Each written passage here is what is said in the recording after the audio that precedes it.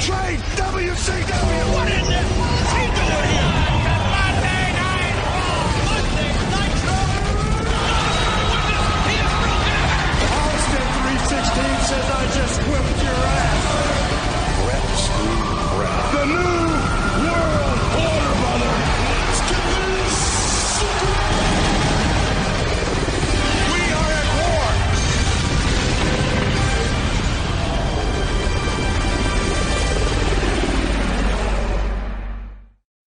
Well, thankfully, we've got Nitro. We do. I almost called it Impact, and then I almost called it Thunder. But in fact, it is Monday Nitro. They do all blend together after a while. Yes. WCW Monday Nitro number 233, also March 6th. Of 233 weeks of watching this show. 4+ years. Also March 6th of the year 2000. We're almost at the end. Almost. When we started, it was a long way away. Sure. Now it's right around the corner.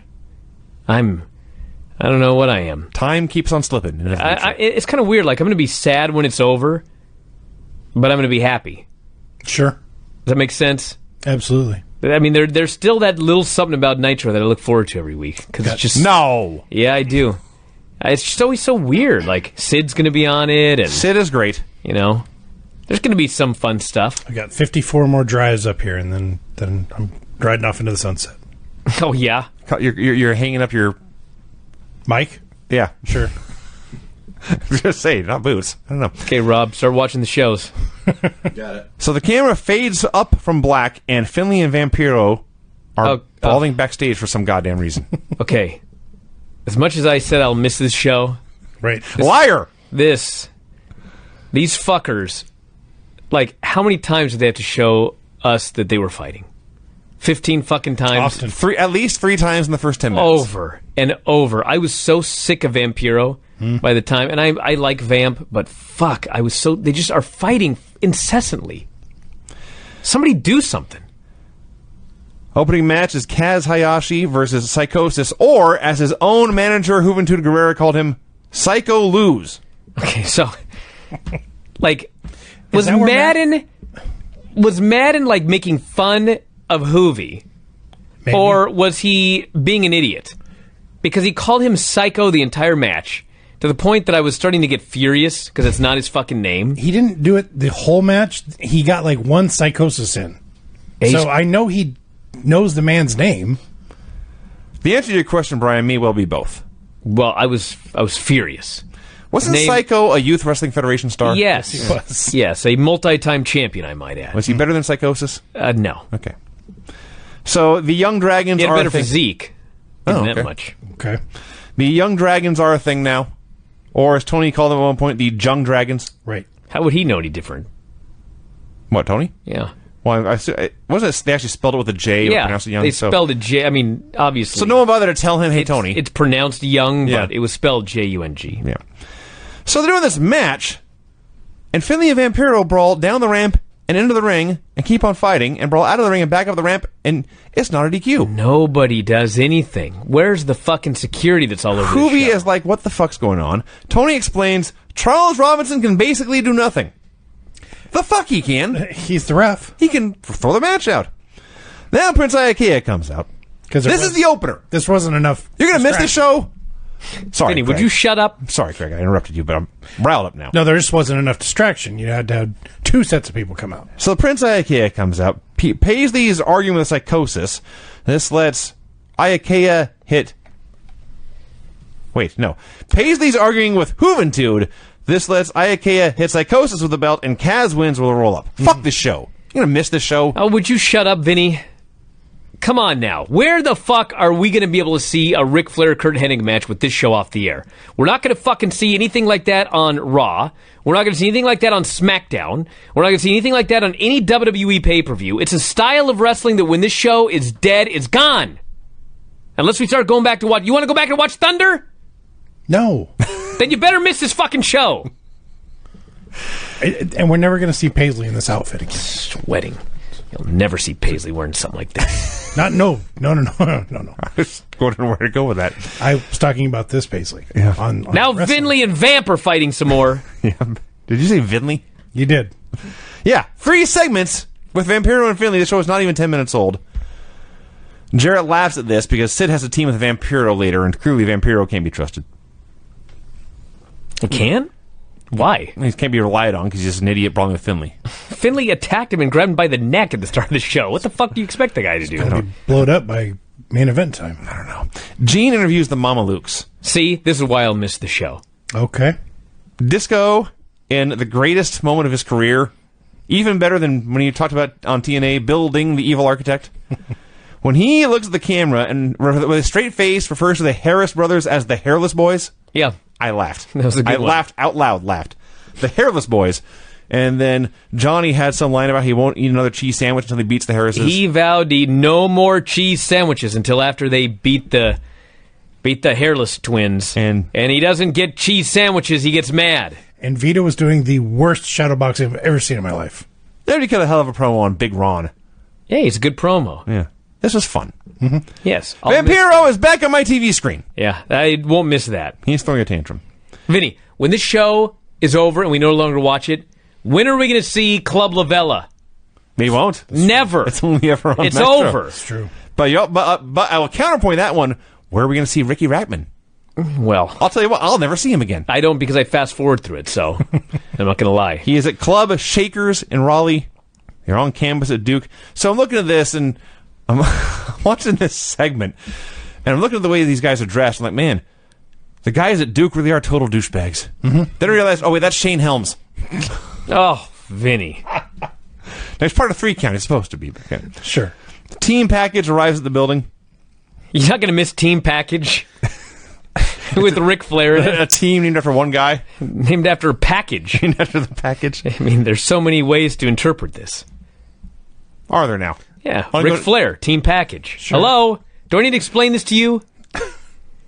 And then they randomly note, Vamp just walked out the door. But later, he's just there. I didn't even catch that. Yeah, he left and then decided, fuck it. I got a match tonight. I suspect that happened at Nitro all the time. Yes. Big Ron versus Big Vito.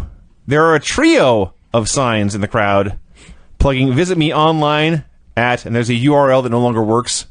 But I took the name of the young lady, and she apparently was active in the film world for a while. Carrie Cox. You're all looking at me with curiosity. Excuse me? That's her name. Excuse me? That's what it said. Was she part of Team Package? Maybe we have auditioned. I don't know. Okay, this match went less than a minute. In that less than a minute, we got a pinfall, but the ref was distracted. We got Disco pulling the Harris out of the ring. We got the other Harris rolling into the ring. And the illegal Harris pinning Vito after hitting him with a chain. Then the ref sees a replay and makes it all a DQ instead. Yeah. All of this for less than a minute of action. You know, every so often Madden cracks me up with his one-liners. Tony said, would you call that a mafia kick? And Madden says, no, I'd call it an Italian-American heritage kick. Madden is much better than I remembered. Yeah. I remember him being terrible. I turned on him when he kept talking about Psycho. He can be annoying sometimes. Sure. But his delivery is great, and some of his jokes actually are funny. He had one later when... Oh, we'll get to it. Henning called somebody fatso, and man was outraged it might be him. Yep. And then Flair, I think it was Flair, somebody called a guy in the crowd fat boy, and Madden clarified, I want it on the record that is not me. It was funny. Did we mention that a Harris shoved a cop? Yeah, Harris shoved a cop, and the cop pulled his nightstick out, and the Harrises ran away. Yeah, they just ran away from cops. So I was furious about that. But then they cut backstage, and in fact, the Harrises get arrested. Yeah. So they're being arrested, and they can't figure out why. Why are we being arrested? You dipshits. Well, you shoved an officer. Mm-hmm. And then one of the Harris goes, we never touched the officer. And I was like, it was right there on camera. This was very strange. They're not very smart. I was going to say, Brian, it's a bad show. This is the explanation for all your questions. Meanwhile, on Thunder, the Wall chokeslammed Crowbar through a table. Yep. The announce table. And it blew up. Yeah. So tonight here on Nitro, it's David Flair's 21st birthday. That's a shoot, by the way. Yeah. They used to say he was 19. I don't know why. They lied about his age. So, because they claimed he was 19, in storyline, in WCW canon, he went from age 19 to 21. He was never 20. Interesting. It's kind of weird. How does that even happen? Not sure. How can you skip an age? Well, you've been lying about years for years. What are you talking about? Yes, Rob. I can answer that question. Lots and lots of alcohol. There's no alcohol in wrestling, Rob. I see. Aging himself. That's what Rob's saying. I see. Or he just drank so much he forgot the year. Point being, David says, Crowbar lived for wrestling. Yes, lived, past tense. He's dead. Yeah. He's deceased. Died after going to this table. Yeah. So he's going to take his... When did David paint his crowbar gold, by the way? He has a gold crowbar now. I think it was last week it was gold. He's going to take his gold crowbar and tear down a wall. So we had the bit with the Harrises getting arrested. It's Sid versus... The one thing about the show that I will say is a positive, and something Nitro has been really, really bad at lately, they make it abundantly clear what the card is for the upcoming pay-per-view. They plugged like 6 matches for this show. It is Sid versus Jarrett for the title in the main event and Uncensored. Great. A match. We have a focus to build around. That's fantastic. David Flair versus The Wall. The Wall stacks up 2 tables. David briefly fights him off, and then David, like a moron, is celebrating on the ropes above the tables. Mm-hmm. And The Wall grabs him and throws them through. And David, He's 21, Vinny. He's young. And apparently, much He'll smarten up. like Crowbar, he's passed on. He's because dead. This was treated like the end of the world. Yeah. The match just stops. He's stretchered out. Daphne was crying/screaming. She's crying. Kurt Hennig and Terry Funk and Arn Anderson all run down. And Kurt turns to Arn and says, the old man should have been out here. Oh. Asshole Ric Flair not caring about David. He's got package business to do. What now? Yeah, you heard me. Backstage, Bam Bam Bigelow scolds The Wall for being such an asshole. They're in a stairwell, okay?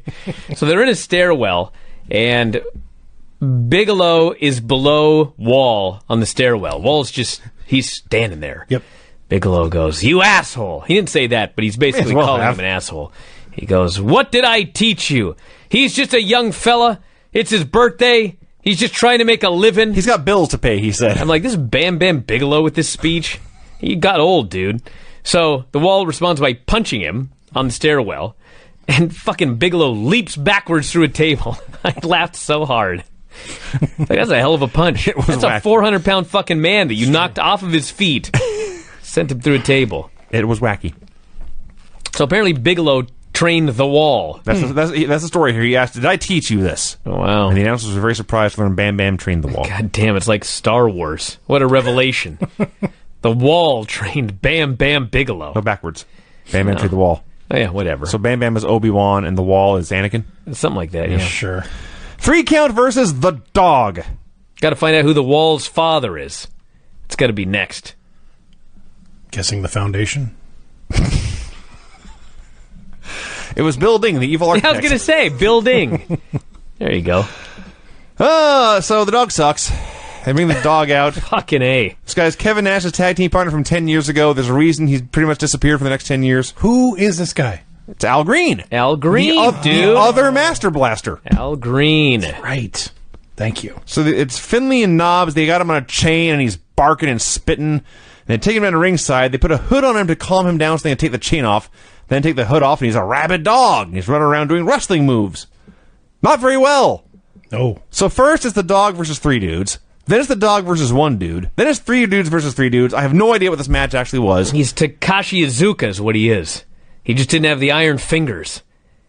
But he won, and then he tried to eat Evan Courageous. He pinned him with the Avalanche Power Slam. At one point, he was chewing on the rope, and the camera zoomed in on him. They put red contacts in this guy's eyes. Yeah. He's rabid. It's ridiculous. I guess that makes your eyes turn red. Like all dogs, you see. Team package promo. Again, they make it very clear it's Lex versus Sting at Uncensored. And later they would add the stipulation it's a lumberjack match, where all the lumberjacks are the dudes with casts with broken arms, courtesy of Lex Luger. Seems like biased lumberjacks, but all right. So Lex says Sting is a coward. He's hiding from me. Now, Sting never showed up, so I guess he was right. Gene asked Flair, how can you be here, given what happened to your son earlier? Flair says, hey, he's 21. He can take care of himself. Look at me. I'm the picture of health. And he moves on. Says, Hulk Hogan, you better not mess around with a nature boy in Chapel Hill. Jarrett tells his women to prepare for a promo. He's walking around now with Tylene Buck and Medeja and another one just named Kim. Don't know whatever happened to her. Nitro Girls are back dancing. Sid, backstage, has to talk Vampiro into coming back for the match. Vampiro says okay, and Sid's all happy, and as they're walking back, Vamp just says, Jesus. That is what he said. Jarrett does a promo. So his gimmick here, which I guess he does multiple times a show, he comes out with 3 hot women and then immediately sends them to the back. It's to get heat. It is to... thanks you, Craig. I didn't understand it. Now it's also clear. I know. I do think it's funny. These women got paid the same. Of course they did. Fly out. Yeah. Which is the hard part. They're trying so hard to get Jarrett over as a heel. Yeah. That this is what they came up with. He's got hot women people want to see. He gets rid of them. Yeah. So Jarrett vows to win the title at Uncensored, and he announces The Wall will be his tag team partner tonight. Oh, I cannot wait. The stroke in the wall. Wall stroke. If this were WWE, that's what their team would be called. Wall stroke. That is better than Boston Hug Connection. Yeah. Thank God he wasn't named the shower. Shower stroke. Anyway. Yeah, we understand, Greg. Between you. What? Lenny and Idol are playing in the Demon's casket or something. That's what happened. They were trying to weld it shut. Later we found out they're talking about Rizats here backstage. This is their whole gimmick. They were trying to weld his casket shut. Later. They should have just left it because it got stuck a couple weeks ago. Yeah. No welding required. So Lane and Idol's whole gimmick is they bought the F4W Insider Terms booklet. And they're using these terms on TV. We're chasing rats or Rizats and getting over. And they find the Demon's casket and they get an idea. Do you have one of those books around here anymore? I doubt it. Kurt Hennig walks. Ric Flair walks. Then we get Kurt Hennig versus Ric Flair. Okay, this is why I'm going to miss this show. I loved this match. It was good. It's not like a great match or anything like that, but Flair comes out. He's like 50. No one's going to boo this fucking guy. They're in North Carolina. He's in Chapel Hill. He tries to bury this Carolina team and put over the rival Carolina team. Yep, everybody cheers him. Yeah. So they do this match, and I could watch these guys wrestle every day forever. I just loved it. Just a basic, great professional wrestling match. Luger interferes right in front of the ref, not a DQ. And then Hennig just grabs Flair, Hennig-plex, pins him. That's what happened. Clean in the middle. All right, who gives a shit? I don't even care. I liked it. Do they both have to walk naked through Minnesota now? Maybe this one negates Kurt's loss. I presume this was negating it, yes. Yeah. Then they double on him with the belt, and Luger whacks him with a baseball bat, and literally, Arn Anderson runs down to the ring. Was I the only one whose first thought wasn't he fired? In WWE. I got very confused. Oh, like yeah.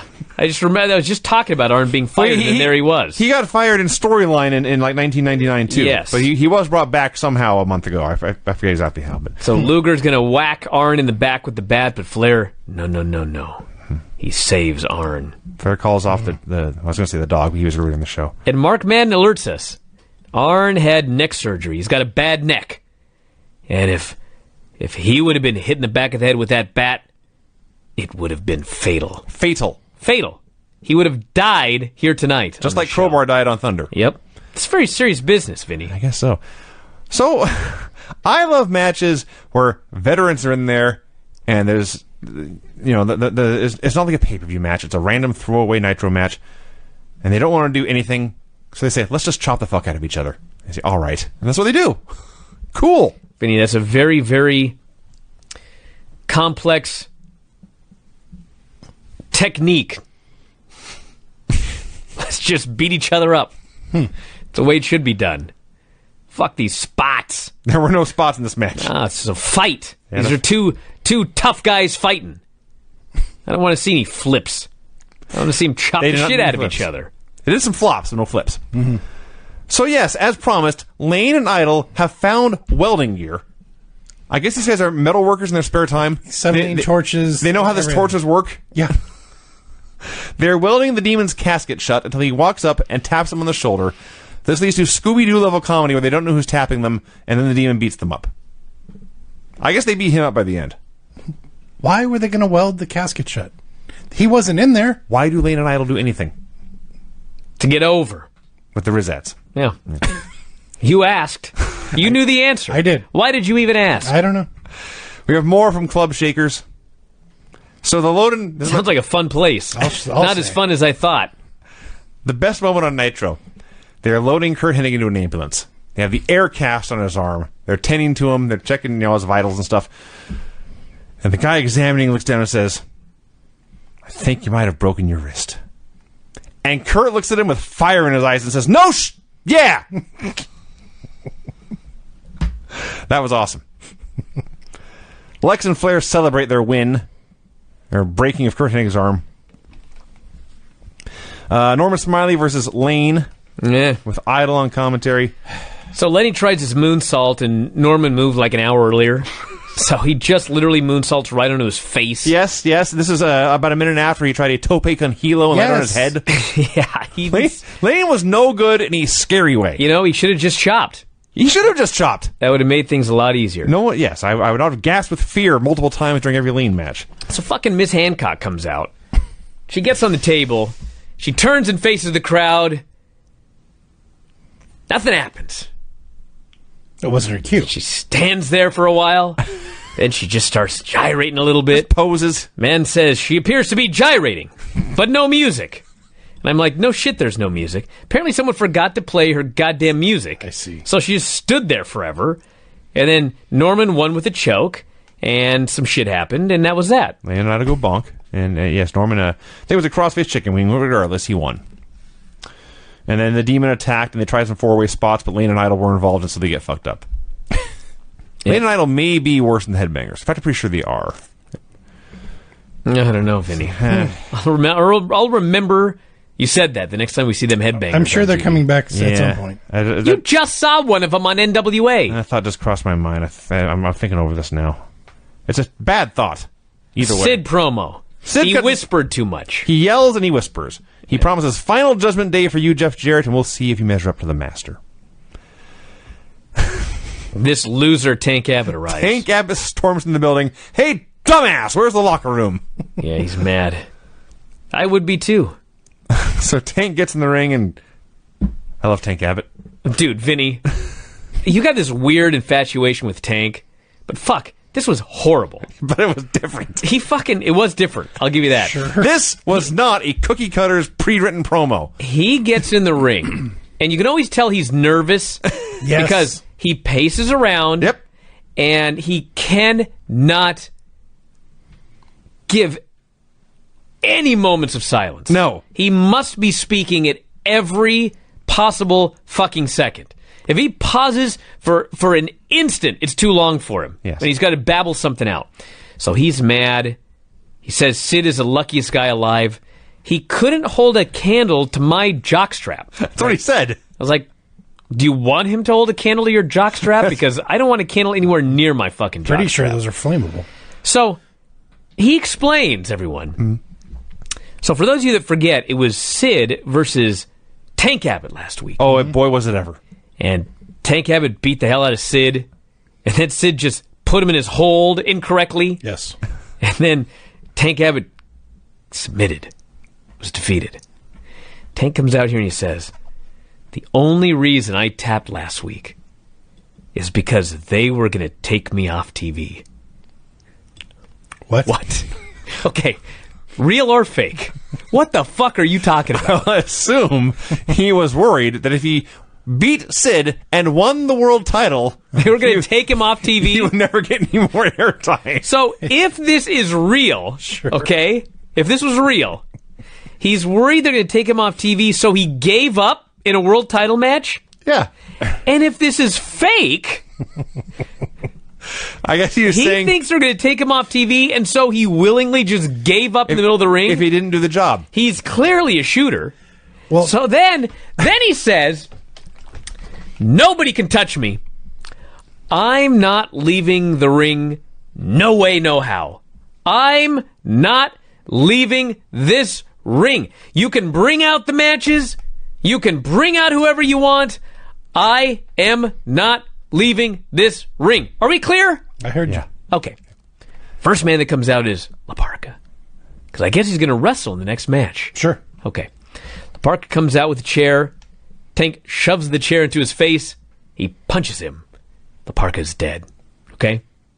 Tank says, I will not leave this ring. So then, Meng's music hits. Now, few things. First off, I'm so fucking mad we didn't get Meng versus La Parka. They better give me that goddamn match next week. That's the match I want to see. Second, when Tank came out and said, I will not leave this ring, Doug Dillinger and security are out there trying to get him to leave the ring. He says, I will not leave the ring. So Meng pushed the baddest motherfucker on the planet. Meng comes out and J.J. Dillon says, no, Meng, you may not get in the ring. It will be a 60-day suspension without pay if you get in that ring. So what happens? Meng says, oh, fuck it. I don't want to go 60 days without pay. He leaves, and then Tank Abbott calmly gets out of the ring, and he leaves. He changed his mind. Are you absolutely fucking kidding me? That's what happened. Name one thing you liked about this, Vinny. You can't hold a candle to my jockstrap. You didn't laugh when he said that. That is the depths that we have sunk to here. How about when he called Sid a big white-headed oaf? No! That was not enough to save the shit segment. How about when he said, when I'm in shape, I'm the baddest man on the planet? Well, that's just facts. Okay, otherwise, by the way, didn't Tank beat Meng? I could have sworn we saw that match a few weeks ago. Did you take a Meng? I could have sworn they did Tank I don't remember Meng. Vinny It sounds being awesome. giddy. Yeah, I would. I do think maybe we would remember it more. Now, was Tank trying to say that he could have beaten Sid if it were real, but because Who the hell knows? I've been trying to figure this out for like days because I watched it days. I'm not going to tell you this segment was good. Thank you. I'm going to tell you it was fun. Kind of. Okay. I had fun.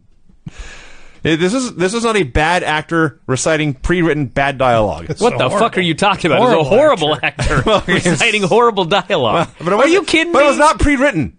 I believe That's Tank true. meant every word he said. I believe you're out of your mind. That's possible Well. too.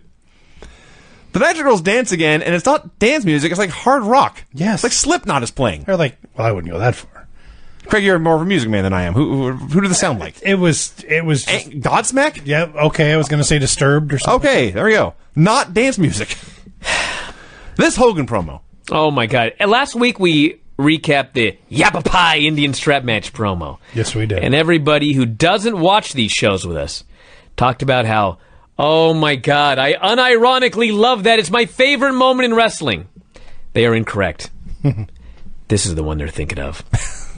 This was absolutely incredible. Hulk Hogan it's like a green screen promo from the mid-'80s. Thank you. Yep. He's got two straps. If I would have had the time, sadly, I did not have time, I would have gone back and written down every single word that he said, which would have taken forever because unlike some promos, he talks so fast, it's just impossible to recap. I did write down one line, which I think encapsulates everything that you need to know about this promo, okay? He said, in the Yappa Pie Indian strap match, when you're in the four corners of the battle zone, the main priority is to get the body in the proper position for the strapation, dudes. And he went on from That was a there. quote. And he went on from there. He vowed to double strap him with both fists. Yes. Flair will scream to high heaven, please, Hollywood, don't hurt me anymore. And I will never stop. That's how it ended. So, yeah, I didn't write down every word, but he had some lines here. He released the doctors. He'd signed the paperwork to release the doctors from their responsibility. Wrist flexibility is very important in a strap match. He says, That's what he said. Because, again, it's important to get the body in proper position for the strapation dudes. He literally said, it doesn't matter if my fucking arm is broken. As long as I have wrist flexibility, Well, the wrist can be very flexible with a I broken can arm. win in a Yappa Pie Indian strap match.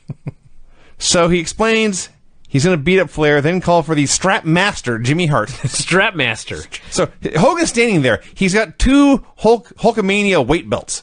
One is yellow letters on red leather, and the other is red letters on yellow leather. God, you could put them together. I guess so. They'd be all red or yellow. I guess so. He says Jimmy will pass him the Yappa Pie strap of punishment number 1. There are two. And he whips Flair, or whips the ground with it, makes a loud noise. Says, I'm going to whip you with this, your Skinner bubble, and then I'll call the strap master for Yappa Pie Strappa punishment number 2. And he will double strap you with both fists. It was a line that he said and he used. Sounds lewd. You will beg for mercy, and I will never stop. In the Yappa Pie Indian strap match, when you're in the 4 corners of the battle zone, the main priority is, he says that twice, by the way, to get your body in the proper position for the strapation, dudes. And he said this with all seriousness. Oh, yes. This was not a comedy promo. No. This was not even one of those Flair promos that's supposed to be serious, but he doesn't give a fuck, so it's comedy the way he says it. Hogan was being real, brother. This was a 1980s promo in 2000, complete with a teal and purple background. It was. Yeah. This was an anachronism. I did love this with all my heart. This, Vinny, is what I will miss. Fair enough. The show is gone. Fair enough. He never does this shit again. I don't know where you will find promos about strapation.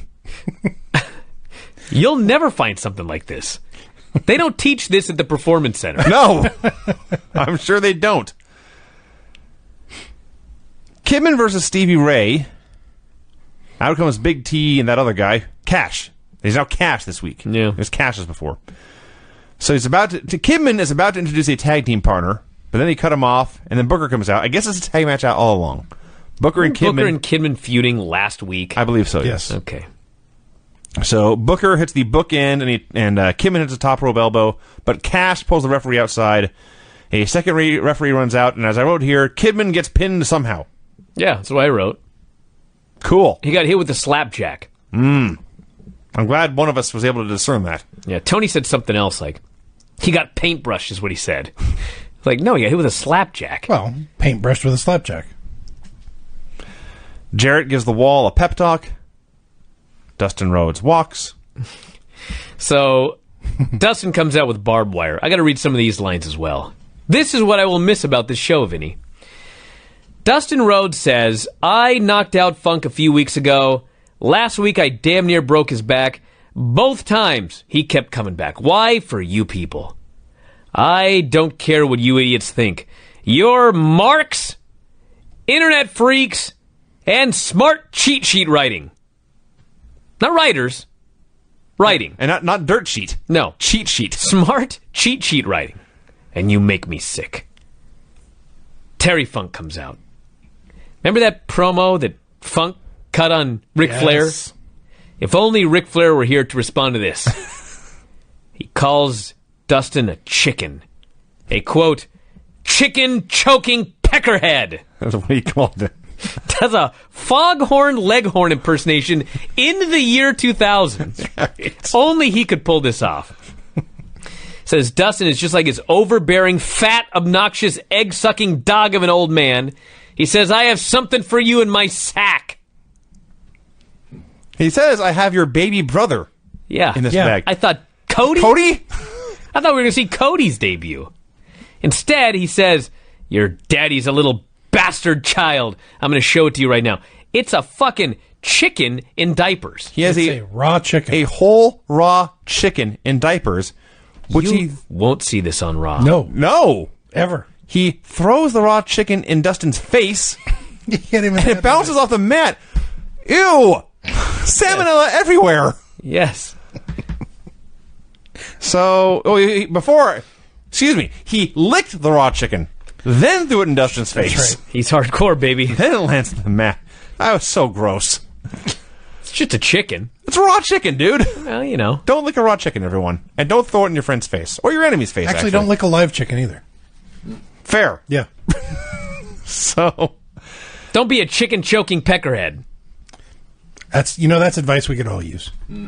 Funk challenges Rhodes to a barbed wire match, but Dustin throws powder in his eyes, and Funk comes back and slams him on the barbed wire, and Dustin runs away. Weird. It was weird. Weird. Yeah. You know, it was totally That's what I weird. wrote right here. Weird. I will agree that it was weird. I will make it unanimous. This segment was weird. Now, before that, Brian, you skipped over Ricky Rackman Yes, I did. interviewing 3 Count Because he fast-forwarded through it. Now, again, on Nitro, they're goofs, they're geeks, they think they're cool, but they're not cool. Right. But they go to these Nitro parties, and allegedly now, they bring in the women. And all the women think they're hot and awesome. So, like, did he go to them specifically about what their gimmick was, and they explained it that way to him, so he would put them over? Does he not watch Nitro at all? I doubt it. Jeff Jarrett's walking with his women. The Wall is walking with no women. Yeah. Sid and Vampiro are walking, and Sid's just screaming. Jeff Jarrett and The Wall versus Sid Vicious and Vampiro. Now, I will say this, Brian, for Nitro. They tried something new. The Wall and Vampiro are in this main event. You know what that is, Vinny? That is something new. That is new. And in the end, neither guy did the job. No. Neither guy was there to get buried. So, Sid hits a chokeslam, The Wall breaks up the pin. Vampiro gets thrown to the guardrail. We get the exact same tease of a double chokeslam spot that Kane and the Big Show did on the did. show. It was on both shows. And all four guys were cowards and wouldn't do the spot. We get a ref bump, a guitar shot for Sid. The Wall chokeslam Sid right into his head. And Jarrett pins the Wall. So there you go. That sets up Jarrett versus Yeah, Sid. shouldn't there be an instant replay as set via precedent earlier in this very show? Well, if it was a good TV show, Brian, then see, yes. okay, but it's yeah. a bad show. Not awful, I wrote, but not great. Correct. That's fair. I don't ever need to see this tag match again. I was talking about the whole show. I'll agree. I don't need to see this. But I would match agree again. that this match was not awful, and also not great. Yes. I do know you want to see a double chokeslam, Vinny, but that's ridiculous. It is. That's why I want to see it. How could you even work it? It defies total Like you both leap in the air and Yes. somehow go backwards while holding each other's neck? Yes. It would be completely preposterous. It would be straight out of a cartoon. I need you to go to Buddy's Ring and try this with somebody. I might. Okay. See how it goes. Let's do your song. All right. God, I wrote a lot about these finishes. I hope it's a long song. I can loop it. The finishes on this show were pinfall after two guys brawled into the ring and a woman and a manager argued at ringside, and there was also interference with a belt shot. Pinned by a guy who was not in the match with a weapon shot, which was then switched to a DQ. No finish when a guy gets put through tables. Pinfall after interference by four men. Pin despite interference. Submission despite interference. Pin after one ref is pulled out of the ring and another ref runs down, and I have no idea what happened in between. And pin after guitar shot. You almost got it done in one loop. I guess there have been worse. Well, there you go, everybody. Another night in the books. Another week. History. 1 week closer to the end. WCW Monday Nitro. We should do a countdown. Because That's literally, not a bad idea. it's the end of March. We're just over a year away. Christmas time. That would be too late by then. I was saying we should buy an advent calendar. And with 24 weeks to go, we just start going through it. I'm sure we can find one. I'm sure you can find an advent calendar on Amazon. You probably can. Regardless of when you try to purchase it. WCW Monday Nitro number 234, March 13th of the year 2000. 6 days away from uncensored. This is really the go-home show? Yeah. That's okay. Why was the show an hour and 40 minutes? 10 extra minutes today. I was very mad. I don't know. I don't know what was on the show that needed 10 more minutes. Nothing. Yeah. So, backstage, Flair apologizes to Lex for what Arn did Wednesday night. We don't know what it is. No. They never told us. Confirms he wants to ride with Team Package. Yeah. That's what he said. Don't give me that face, Rob. Get mad at me. Ric Flair wants to ride with Team Package. Yeah. Because he's the nature boy. So then Flair comes out for a promo. He promises Arn will apologize, then calls Arn out. And then Flair, I think he just lost grip with reality. He's ranting about the Horsemen. They had 4,000 women. He's crazy. Now I love it. Now it's Team Package, but we still got all the women. Arn says, you and I... He's got one woman. What's he talking about? They do have one woman. It's Lex's. Yeah. Arn talks about how when they were the Horsemen, they earned everyone's respect by dumping buckets of blood. They did not do it by process of elimination, by busting everyone's arm who tried to compete with them. They did slam Dusty Rhodes' arm in a car door. Just saying. That's just a guy. So It wasn't everybody. That's true. It was just the one guy. Arn says we want to go our separate ways as friends, But before I do, I have something to say to Hulk Hogan. He calls out the Hulkster. He promises Hulk, I will not interfere in your strap match with Ric Flair. I am removing myself from this whole shooting match, and he walks away. Flair, of course, is appalled. What? Like, by Ric Flair standards, he was overacting. It's crazy. Hogan says Flair has been counting on Arn for... Everybody is better when they stop giving a shit. That's true. And boy, fucking Flair, it's just a... Flair's last shit's out the door. He is incredible in this feud. Hogan says Flair's been counting on Arn for 20 years. He hits the ring and they brawl, and then Lex attacks Hulk with a bat. I absolutely love Crazy Flair. He was very crazy here. He was insane, and it was so awesome. His reactions to Arn, like things that Arn said, is just out of his mind. It's just great. This was the week I started skipping the Nitro Party bullshit. Well, it's just more spring breakout stuff. Craig can recap it next week. Okay. The doctors tend to the Hulkster. He is taken to the hospital in an ambulance. Maybe that's what they need 10 extra minutes for. Spring breakout. It probably is. Gotta get Ricky Rackman his TV time. You know what could have used 10 more minutes? Free Count and Young Dragons. So, for those of you that didn't watch originally, they're the Young Dragons, except it's spelled J-U-N-G, because it's WCW, you know, just weird. Someone was reading Carl Jung and thought, fuck, Young, J-U-N-G, Young Dragons, Jesus Christ.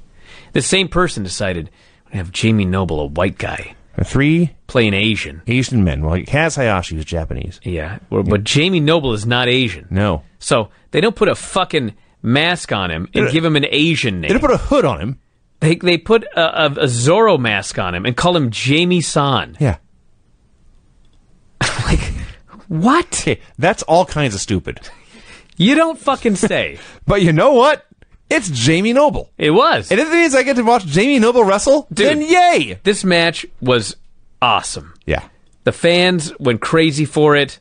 6 young guys just out there doing everything they could think of, practically killing each other.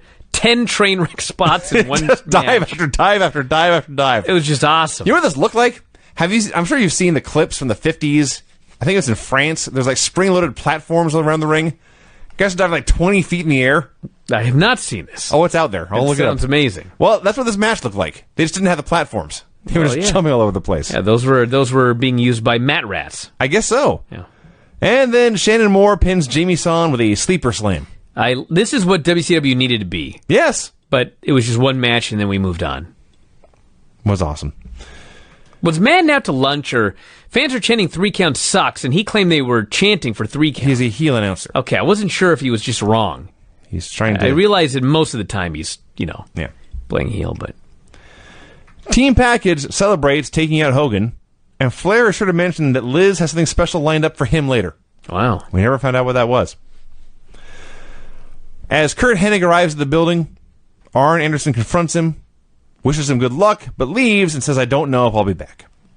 He says, this business does not even remotely resemble what it used to be. Well, Like, preaching to the choir, baby. And they go, where are you going? I'm off to see my kids. It's like, this is fucking me right now. it is. You are the enforcer, I Bryan don't Alvarez. get this business anymore, and I just want to go play with Paisley. Yes. Bam Bam Bigelow goes for a walk. The Wall walks downstairs. That doesn't seem possible. I know, it does not. If you don't know, if you're It new to the seems show. like one of those drawings that the stairs go up, but you don't know where they go. I guess so. Silver King and El Dandy are backstage going after fan mail. Or going through fan mail. They got a lot. They got tons of fan mail. Yeah. Miss Hancock shows up, Stacy Keibler. She's very impressed by all their fan mail. And El Dandy says to her with an accent so thick, I can only assume he did not speak English at all, and they had to spell it out for him phonetically before this was filmed. He asks her, and this is a quote, do we not excite your groin? Yeah. Do we not excite your groin? Yeah. The answer was no, El Dandy. You do not excite Miss Hancock's groin. Yes. She was offended. I know it's hard to believe. This didn't turn her on. She left. He was explaining that where they were from, they were great superstars. Well, yeah. The Wall versus Bam Bam Bigelow. God damn it. So it's Bam Bam versus the Wall, And Wall handcuffs him to the corner for the fucking DQ. 43 seconds. And like later, they actually set up the Wall versus Bam Bam Bigelow no DQ at the pay-per-view. I know I've seen that match twice in like the last month on this show. What are we watching this match again for? Fucking Crowbar and David are out there in neck braces. Crowbar gets in the ring, and here's what happens, okay? Crowbar's got a neck brace on. So the idea is he's supposed to give Wall like a shot with a lead pipe, but his neck hurts so he can barely swing it. But like the Wall still sells it like he swung it like a baseball bat. So for everybody that makes fun of Lance's chair shots in ECW, I mean, check this spot out. It's beyond ridiculous. The Wall and Crowbar both do a spot. They fall down. And then Wall chokeslams both guys. Some asshole is fucking ringing the bell incessantly. Between the bell ringing, Daphne screaming, and Bam Bam Bigelow saying, "Give me the key!" over and over again. This is the most irritating goddamn thing. Yep. It went forever. So Wall puts Crowbar on a table, and he chokeslams David off the apron through Crowbar and the table. Okay? Now, they played it up like it was a career-ending injury for both of them. And I'm watching it going, well, that's a fucking easy bump for David. Just laying on the crowbar. They both went through a table. And sure as shit later, when they're loading people into the ambulance, David's fine. Crowbar's the one being loaded in. In fact, David was wearing a neck brace at the start of this segment. I don't think he had one later. So he came out of this spot better than he was going in. I believe he was wearing the neck brace when he loaded Maybe into the I'm ambulance. Wrong. All I know is when Flair got chokeslammed through Crowbar, Bam Bam Bigelow, who suddenly now cares about these guys a lot, as he's handcuffed in the corner, he screams, "No!" like Darth Vader. Jarrett promo takes like 5 minutes coming out just to eject the women and send them to the back. Has a highlight reel of himself hitting Sid with guitars and pinning him. Challenges Sid to find a partner and face the Harrises in a tag team match tonight. Okay, Vinny, I wrote it down. Okay, I did. Go ahead. Word for word. All right, go ahead. Sid comes out and he says, "I've got 3 things to say. I did not write down 2 and 3 because they were irrelevant after 1. He said, and I quote, and I quote, at Uncensored, I am going to take your smart-ass mouth and rip it 8 feet wide, and I'll slip old slapnuts right in." To which Mark Mann said, and I quote, "What?" Yes. "I'm going to take your smart-ass mouth and rip it 8 feet wide, and I'll slip old slapnuts right in." What? Wow. What? So whatever the rest of this was, whatever the rest of it was, I was peeling myself off the floor. Now, he did have another line where he says, because Jarrett claimed to have Sid's number, because he's pinned him a bunch of times. And Sid says, "You don't have my number. There's only one number you need. It's 911. Now, I understand why you didn't notice he said this, because it came after he threatened to slip Slapnuts right in. But I thought that was good. He says he'd be happy to kick the Harris's ass by himself, but there are people lining up to join him backstage, including this man. And out comes Vampiro, who's still getting that new guy in the main event scene push. Crowbar goes out in an ambulance. Bam Bam is cutting this promo on the wall for Uncensored, but you can barely hear him because Sid's music is playing over him. You all hear Sid's music for most of this. Gene interviews Harlem Heat. So it's Stevie Ray versus Disco Inferno tonight. And then Harlem Heat versus Booker and Kidman, also tonight, actually. They warn Kidman he can't trust Booker. Yeah, they were fucking feuding the last time I remember. I guess they got together last week, but they definitely feuded. Then we get a shot of this dude with the big fake biceps. Mm-hmm. The bicep implants. They announced he made it into the Guinness Book of World Records. I'm like, are you kidding me? You've just destroyed all of my faith in the Guinness Book World Records. I couldn't even believe it. So, Paul Orndorff is back there, and he's just marking out for this guy's arms, recruiting him for the power plant. That did not go far. No. As I recall, well, I don't recall him at all, but I don't think we ever see him again. Kidman and Booker versus Lane and Rave. So I was right the first time. Harlem Heat versus Kidman and Booker for the pay-per-view. It's Lane and Rave tonight, and yes, your ears are working. It's Rave now and not Idol. I don't know what was wrong with Idol, but now he is Rave. So Miss Hancock is out there. She's talking about how much she likes Kidman. Tori makes her point to walk over and let her know Kidman is taken. So Booker comes in without a tag. And he's running wild and kicking their ass. And he goes up top, but before he can do the missile dropkick, Kidman pins Lane with a schoolboy. This makes Booker upset. So, because apparently he's a dick. I was Googling this big-armed feller. I found this article from the Boston Globe in 2012. It's about a different guy. I just want to read this here. Massachusetts bodybuilder Mustafa Ismail eats 7 pounds of protein, 9 pounds of carbohydrates, and drinks 3 gallons of water each day to help maintain upper arms that measure 31 inches around, as big as a small man's waist. That's 2-3 inches bigger than my waist, I might add. Yeah. Skeptics say there must also be steroids or some other artificial means behind Ismail's beyond bulging biceps and triceps, and Guinness World Records is waffling on whether to recognize him. Huh. Yep. I mean, anyway, I don't care. Kurt Hennig is walking. You're going to care when I send you this picture. Lex and Liz are walking. We got Lex Luger versus Kurt Hennig. In exactly 99 seconds, Ric Flair attacks with a DQ. And then Hulk Hogan, who had driven his own ambulance back to the building, chases them away and challenges them to a tag match for later. Yeah, nothing match, but at least we got something cool for later. So Vampiro is backstage in the dark, in the bowels of the building, and he's cutting this promo about how his pain lasts forever. And you call me a freak, and it's true, I am a freak. He's trying to be all sad and brooding and self-loathing. Meanwhile, Hulk Hogan's Real American theme is blasting. Yeah, they just kept the music Got the playing. red, white, and blue running through his veins, and Vampiro's like, I'm a freak. Okay. I like pain. So up to this point, the show was just like a Nitro show.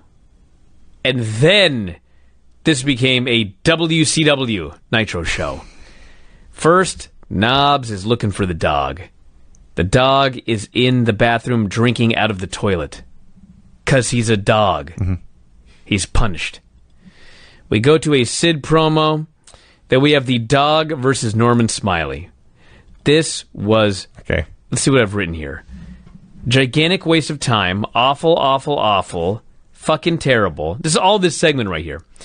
Demon runs down and attacks Knobbs during Dog versus Norman Smiley.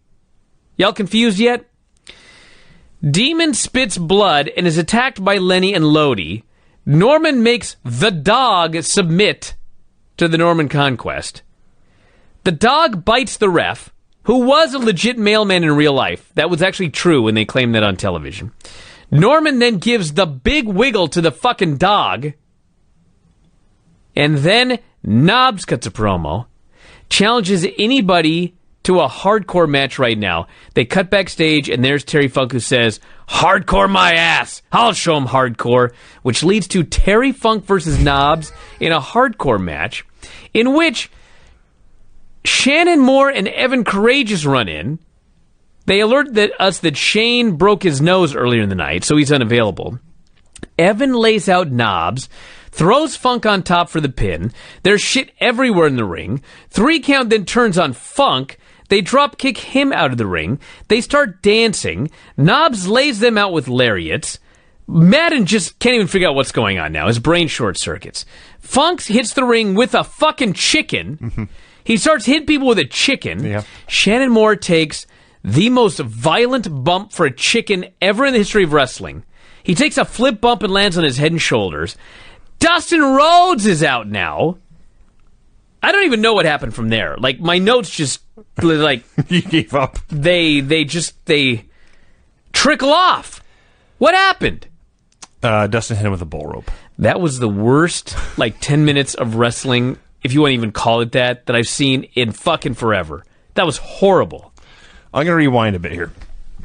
So, in the Sid promo, when Gene is interviewing Sid is whispering. He's being very intense. He suggests tonight might be the final nail in the coffin of the Harrises. Now, the nail in the coffin is Vampiro's finish. So he's whispering this, and he stops and just screams, "No! It'll be the power bomb!" I love Sid. Dog versus Norman Smiley. As you mentioned, we had Norman giving the dog the big wiggle twice. In fact, you missed some stuff here. Norman gives the dog the big wiggle.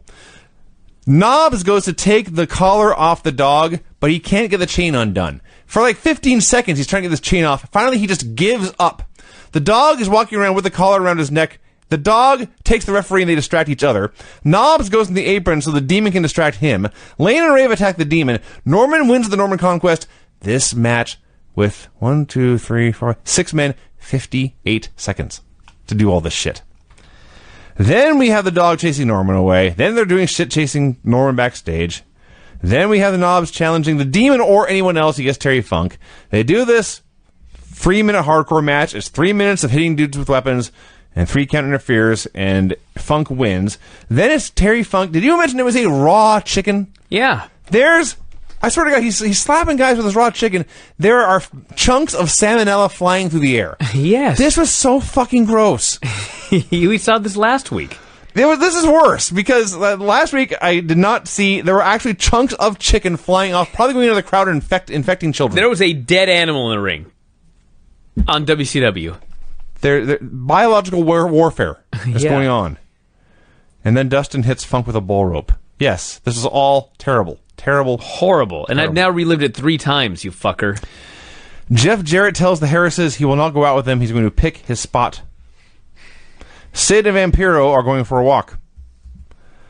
So on Thunder, Finley and Vampiro are brawling.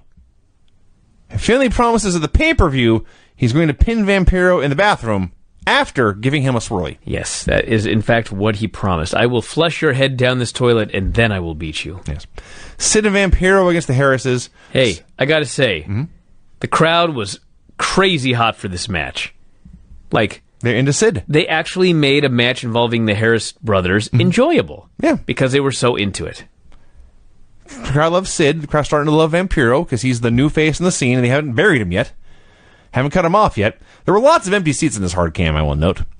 So the whole match is Vampiro getting beat up for 4 minutes, but fighting back and asking for more, refusing to die. And finally, after 4 minutes, Sid tags himself in.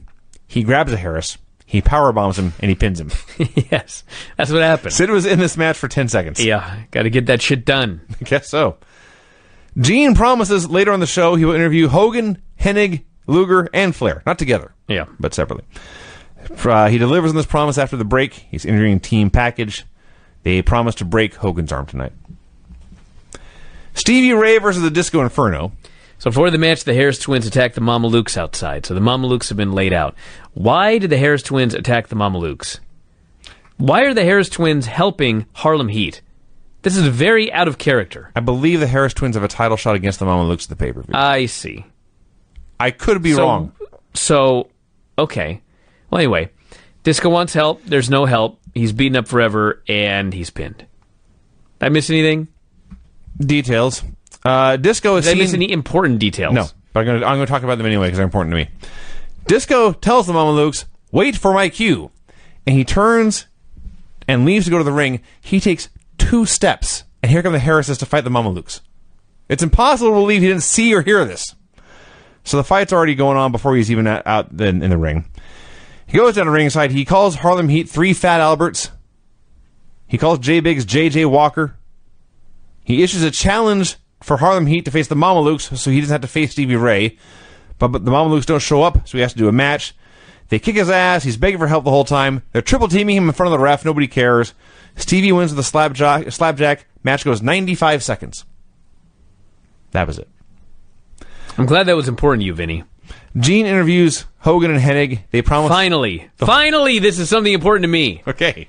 So, first off, Curt Hennig says, this team right here, himself and Hulk Hogan, it's the greatest thing in wrestling history. That's what he said. It's the greatest thing in... I thought I was prone to hyperbole. Curt Hennig has deemed himself and Hogan the greatest thing in wrestling history. So, Hulk explains that this match tonight makes a lot of sense, brother. Who would have ever thought it was uncensored tonight in Providence, he says. Then, a direct quote. And we're going to do some serious strapation tonight, brother. With a strap on those two chumps. He could barely spit it out. And then he adds, it's uncensored tonight. In Providence. He said Providence. I wish I would have had time to go back and do the Providence count for Hulk Hogan. He was determined to be over as a babyface. And so he was going to name drop this fucking town 50 times on this show. It was comedy in this segment. How many times he had to mention and Providence here. In Providence. Providence. It's uncensored tonight. In Providence. And there's going to be some serious strapation, brother. Strapation. On these two chumps. Hogan called them chumps. I loved it. That was important to me. So we get Team Package versus Curt Hennig and Hulk Hogan. Dave hated this match at the time. Yeah. I thought it was all right. It's very similar to the Hennig Flair match we talked about last week. You get a bunch of old dudes in there. All they want to do is brawl and chop. Sure. But they do a great job brawling and chopping. They worked their asses off. There was great heat. Mm-hmm. Hogan sold and sold and sold. Yeah, heat on Hogan in this team. Hennig got in there, and it broke down into a four-way, and I thought it was good. This is a fun main event. Yeah. It went a long time, too, for these four guys. Mm-hmm. Probably went like 9-10 minutes. Which on this show is an eternity. Yeah. So, eventually, it breaks down into a four-way. As the ref's back is turned, Curt Hennig and Jimmy Hart are both hit with the notorious baseball bat. So Hogan tries to use a belt, the weightlifting belt, but the ref takes it away, so Hogan shoves the ref down for the DQ.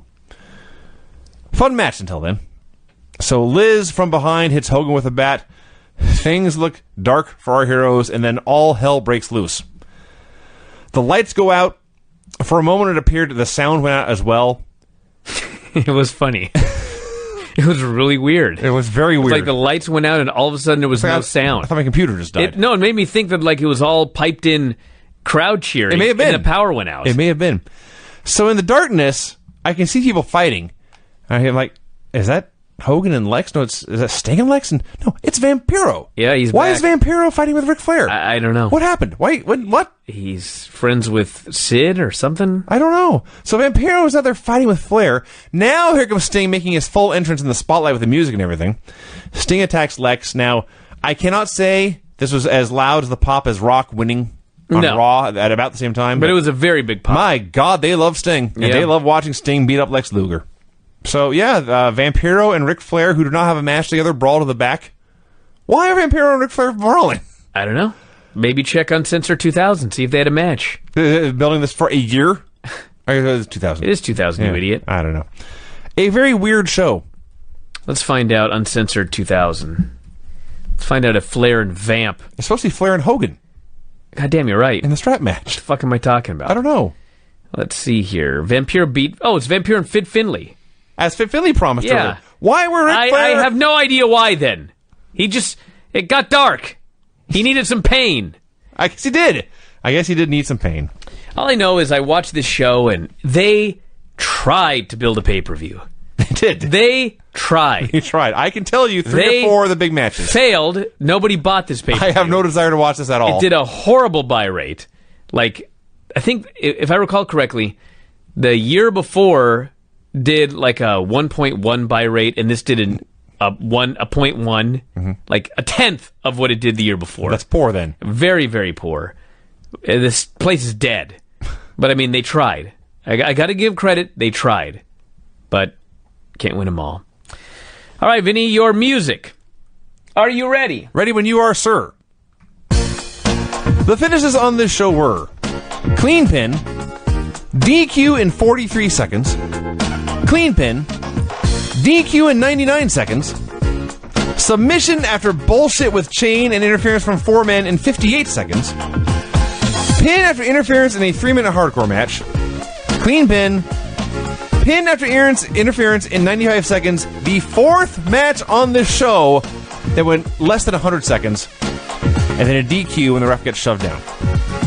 That's a lot of short matches. There's a lot of I can't believe that match that I don't even know which one you were talking about, but which one was it? Was it Terry Funk Knobs? Or which was it? Dog and Norman Smiley was only 90 seconds. Dog and Norman Smiley was less than a minute. Dude, that's inconceivable. The actual match was. That felt like it went on for like an hour. It was a horrible minute. My God, that was a minute? That was a minute. Okay, when I'm on my deathbed, I want you to load this fucking tape up. Because it'll be an eternity before I drag go. out forever. And you'll be so happy when you finally die. Well, hey, that's two birds with one stone. There you go. Hadn't thought about that. Now let's talk about Nitro. Talk about a real wrestling show. I didn't like Nitro as much. I should hope not. I really liked Nitro until the very, very, very end. I can't imagine what you'd have to complain about. When I realized it's still WCW. Mm-hmm. So, WCW Monday Nitro number 235, also March 20th of the year 2000. They do the most incomprehensible, uncensored recap. Kind of. At least when it was over, I knew who won most of the matches. Did you? I didn't know how. I didn't know... I mean, there were 11 matches on this goddamn show. 11 matches.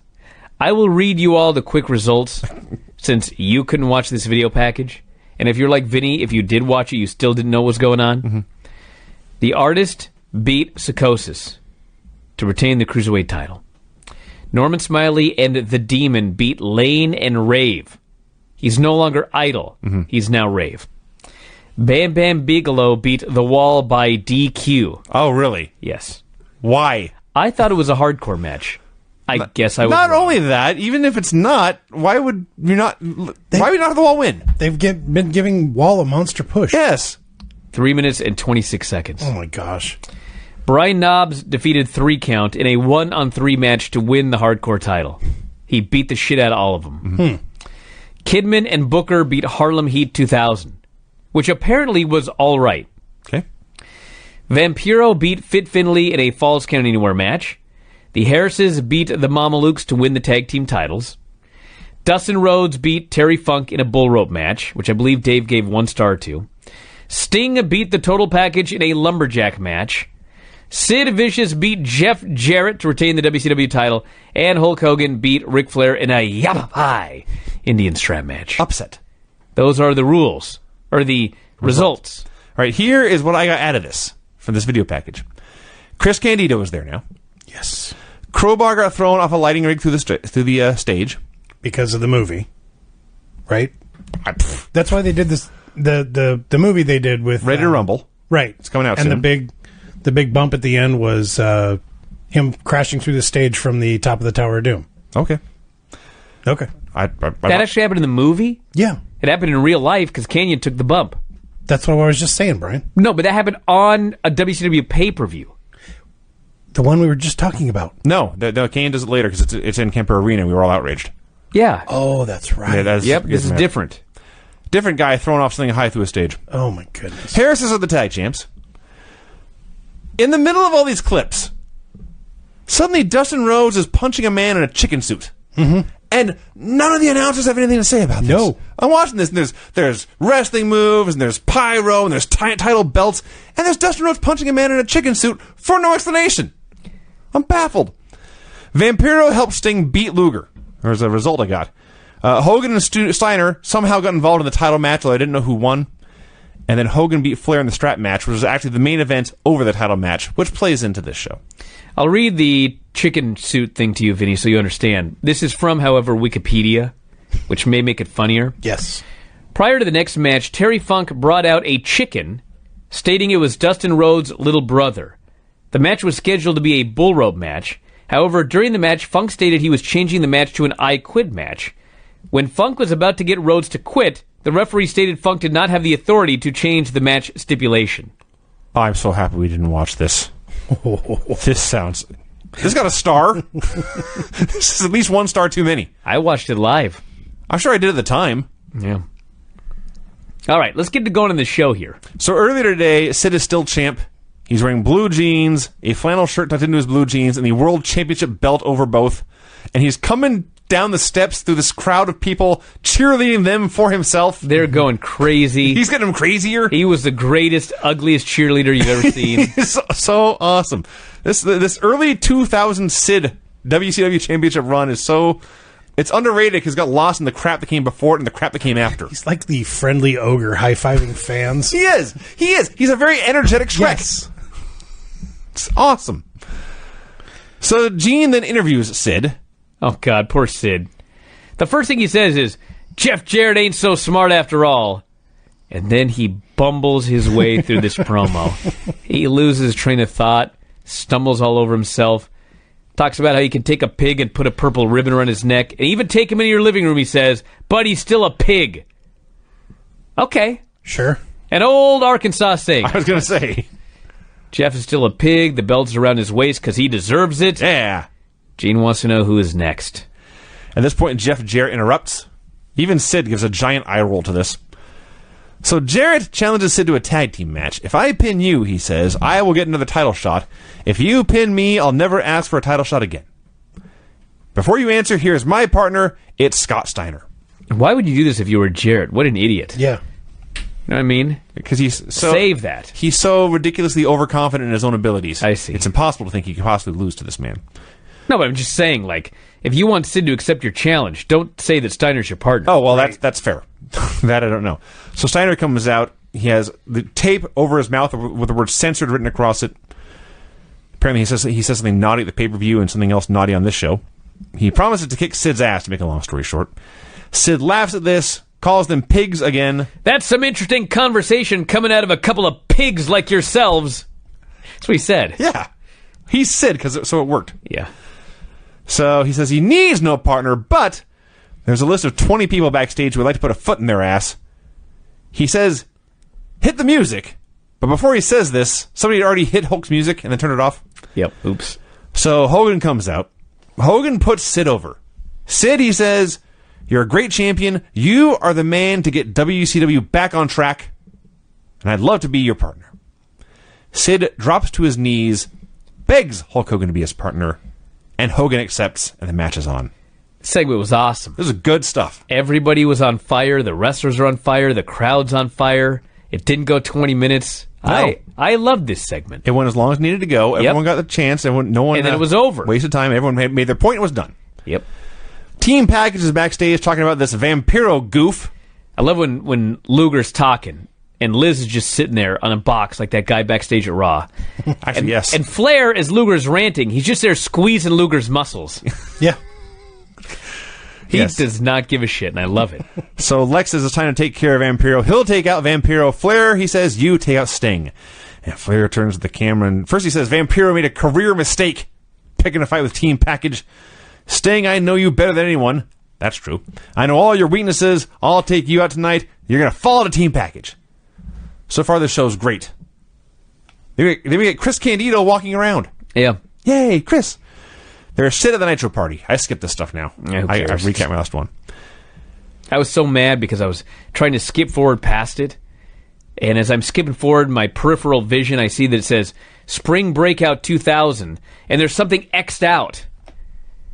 And, like, I should have just kept going, but I was like, what the fuck did they X out? Like, 1999? They just replay it and put an X over it? What did they X out? I was so intrigued. I had to fucking rewind.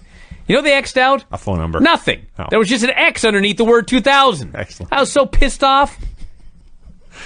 It's 30 seconds of my life lost for that fucking guy. Mm-hmm. What's his name? Ricky Rackman. Ricky Rackman. He's not that bad. Yeah. Yeah. Gene interviews Chavo Guerrero, who Gene explains as, this is a quote, suffering from a case of the shorts. What? I didn't look it up. I am assuming... It's talking about money. They start talking about money. Yes. I assume a case of the shorts means a shortage of funds. Yeah. So... I thought he needed lifts. Hey, might need that too. Chavo asks, how can you have a Cruiserweight tournament without the best Cruiserweight in the tournament? And Gene says, he was. Chavo says, I'm talking about me. Yes. Gene was so great. So Chavo says he's in this... He's back, he needs the money, and he distracts Gene and steals his wallet. As he leaves, Gene just says, Chavo Guerrero, nice kid. The story is he was gone trying to get his Amway business in order. Yeah. Not working out. Now he needs the money. Mm-hmm. He's come back to wrestling. And theft. And he robbed Gene. He's lying, cheating, and stealing. I told you that he was the repo man. You didn't want to believe me. Chavo Guerrero's pyramid scheme didn't work out. Yes, he looks exactly like the Repo Man when he started to lose his hair. That's true. The Artist and Paisley join the announce desk. Chris Candido versus Lash LaRue. Has there ever been a bigger discrepancy in talent in one ring? Been a while. Nah, you kidding me? Lash was okay. Are They had you a kidding decent me? match. The answer is yes, Craig. But yes, Chris Candido is awesome. Yeah. It's bittersweet watching him because A, he's really awesome, and B, he's gone now, and that sucks. Right. So Candido cuts a promo. He doesn't need a gimmick or a costume or a catchphrase or a valet. He's ranting and whining and crying until Seemed Lash... very nervous in his promo. A little bit. I mean, it was a big deal for him. So Lash attacks him. The match is on. It's very basic. It's very good. And Candido hits a top rope superplex and a diving headbutt for the win. I didn't quite understand the Artist at the desk there, and Paisley did all the talking for him. Yeah, because he's the Artist. He's supposed to be doing a Prince gimmick. I don't remember Prince ever looking annoyed and rolling his eyes at everything everybody He's a said. heel Prince. A heel Prince. There's a lot of gifts out there of Prince rolling his eyes at people. You know what I mean, though. No, you're right. He's a shitty Prince. I'll give you You don't want the Artist pretending to be Prince. Talking. Yes, that's what Paisley is for. Yes. She's gorgeous. Yes. Yeah. Okay. King Booker did well. Yes. Lane and Ray are talking about turning Rizats down, and they can't believe Miss Hancock turned them down. Who could be more he-zip than us, they say. So Miss Hancock is there. She promises if they show up on Thunder, she'll bring along Latin America's most popular team, Los Fabulosos. Is it really going to be Danny and Silver King after that wretched segment last week where she turned them down? Oh, wow. And they wanted to stimulate her... They want to excite her groin. Excite her groin. Those are their exact words. Yeah. She thought about it, apparently. on a week's reflection, she said, you know what, they did excite my groin. Damn, my groin was stimulated during that conversation. La Parka's backstage playing air guitar. These two, Finley versus La Parka. I wanted this. Remember? You did. It wasn't as good as I thought it would be No. because they didn't give him a lot of time. But No, they didn't. while have it that sort lasted, of it was match. a good little fucking battle. So La Parka has a new gimmick, which is, it's a joke, but it's an awesome joke. He sets up his chair in the middle of the ring.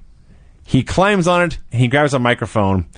And as he starts gesturing, another voice comes in. It's like they later did the same thing with Kai and Tai on SmackDown. Sure.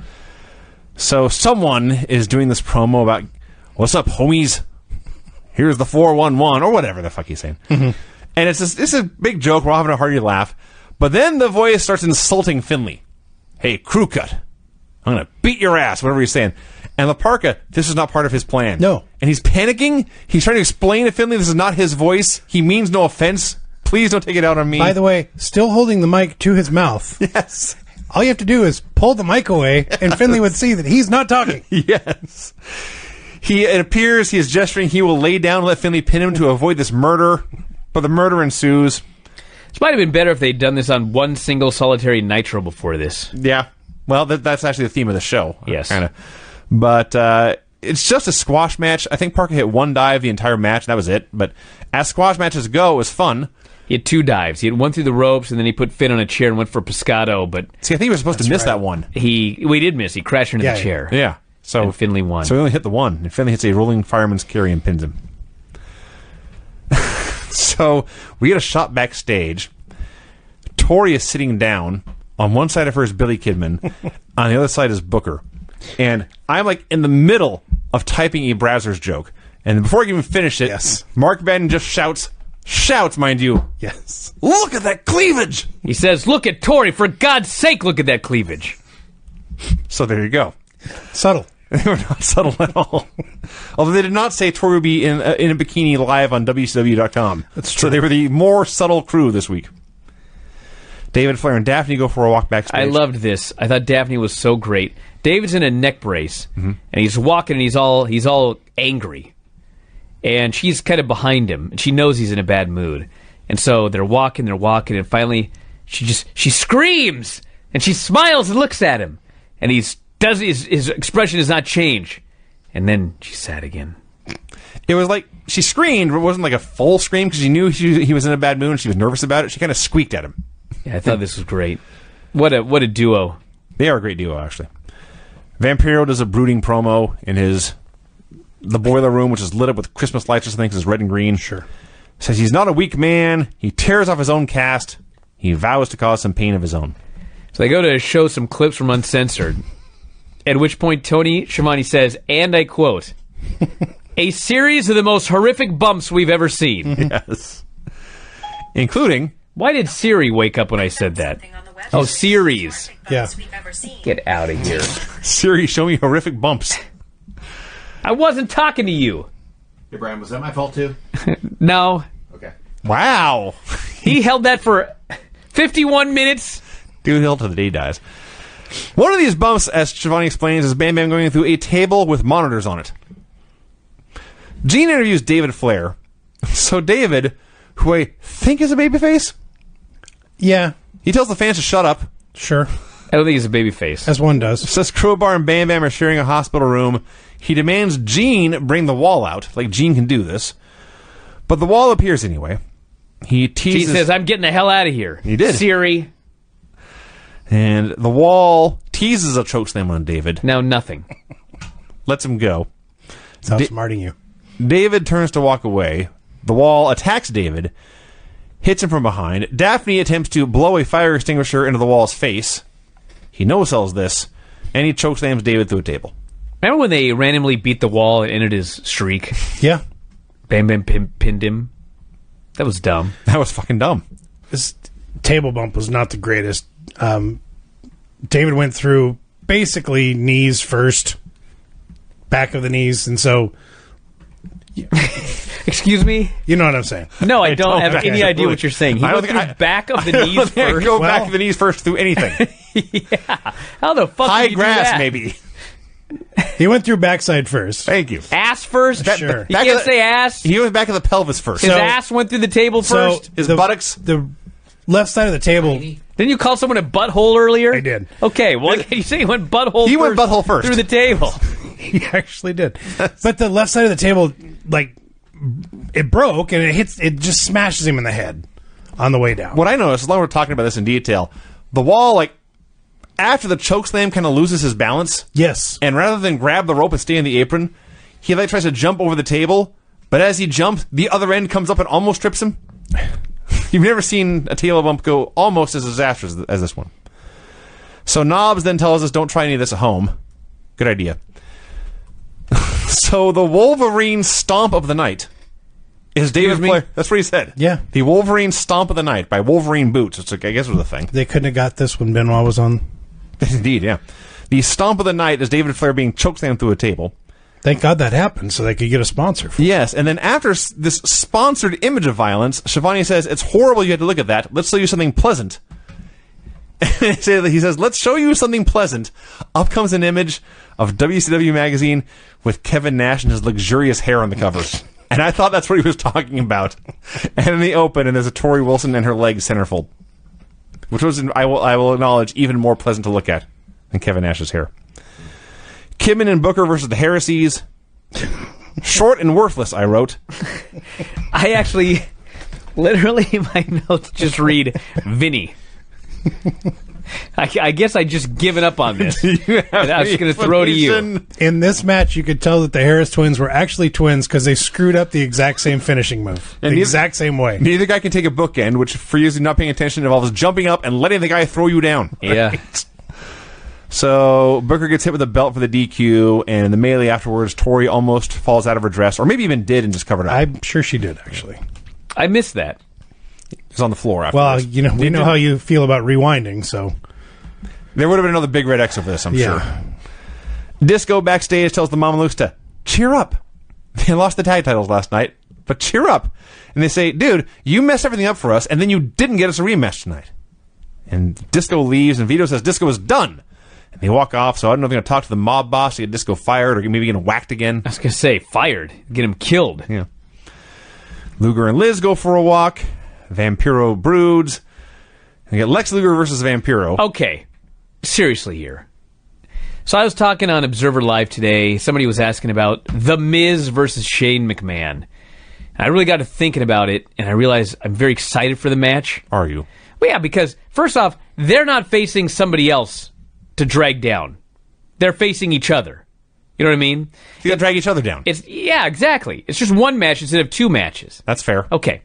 And I also thought Miz never does anything dangerous, and Shane never does anything safe. That's true. And they're going to be together in the ring. There's no oil and water Can thing you going on fucking here. imagine? I don't know. So anyway, I got to thinking about that, and it led me to this match. Vampiro versus Lex Luger. Mm-hmm. Who the fuck put this match together? I thought, Vampiro never even learned how to take back bumps. Mm-hmm. He's a luchador. Mm-hmm. Lex is Lex. It's 2000. Gets more Lex every day. They're going to have a match together, okay? So, I watched it with exceedingly low expectations. And granted, it wasn't the greatest match I've ever seen. They were met. But as far as like what I was expecting, it far exceeded that. And the crowd's going crazy, and Luger tries the rack, and Vamp flips over, he makes his big comeback, the place is going crazy, hits a flying clothesline off the top for a near fall, Flair comes out, Vamp is beating the shit out of two guys at once. The place is just going crazy for this guy. Flair throws the bat in, Luger whacks him with the bat, Luger puts him in the rack, and Vampiro loses. And I thought, that was a fucking miracle. I thought that match, I thought it was good. I would not go that far, but I wrote here some cool power spots, but mostly boring. But Lance thought I was crazy. He thought this match sucked. He Lance called always- me an idiot. Lance always thinks you're crazy. I realized that. It wasn't that bad, though, was it? there's a medium ground here. I thought could it have was been- okay. It certainly could have been much worse. Yeah, if they wrestled a million times, okay, every other time would be worse than this. I can't imagine it being better. You know what I'm saying? Was that noise? Actually, no, I don't know what you're saying. What does that sound? Did I make a sound? Our next contest. Thankfully, we can't rewind life. It's going to be recreating Brian's noise at this Lex Luger Vampiro match.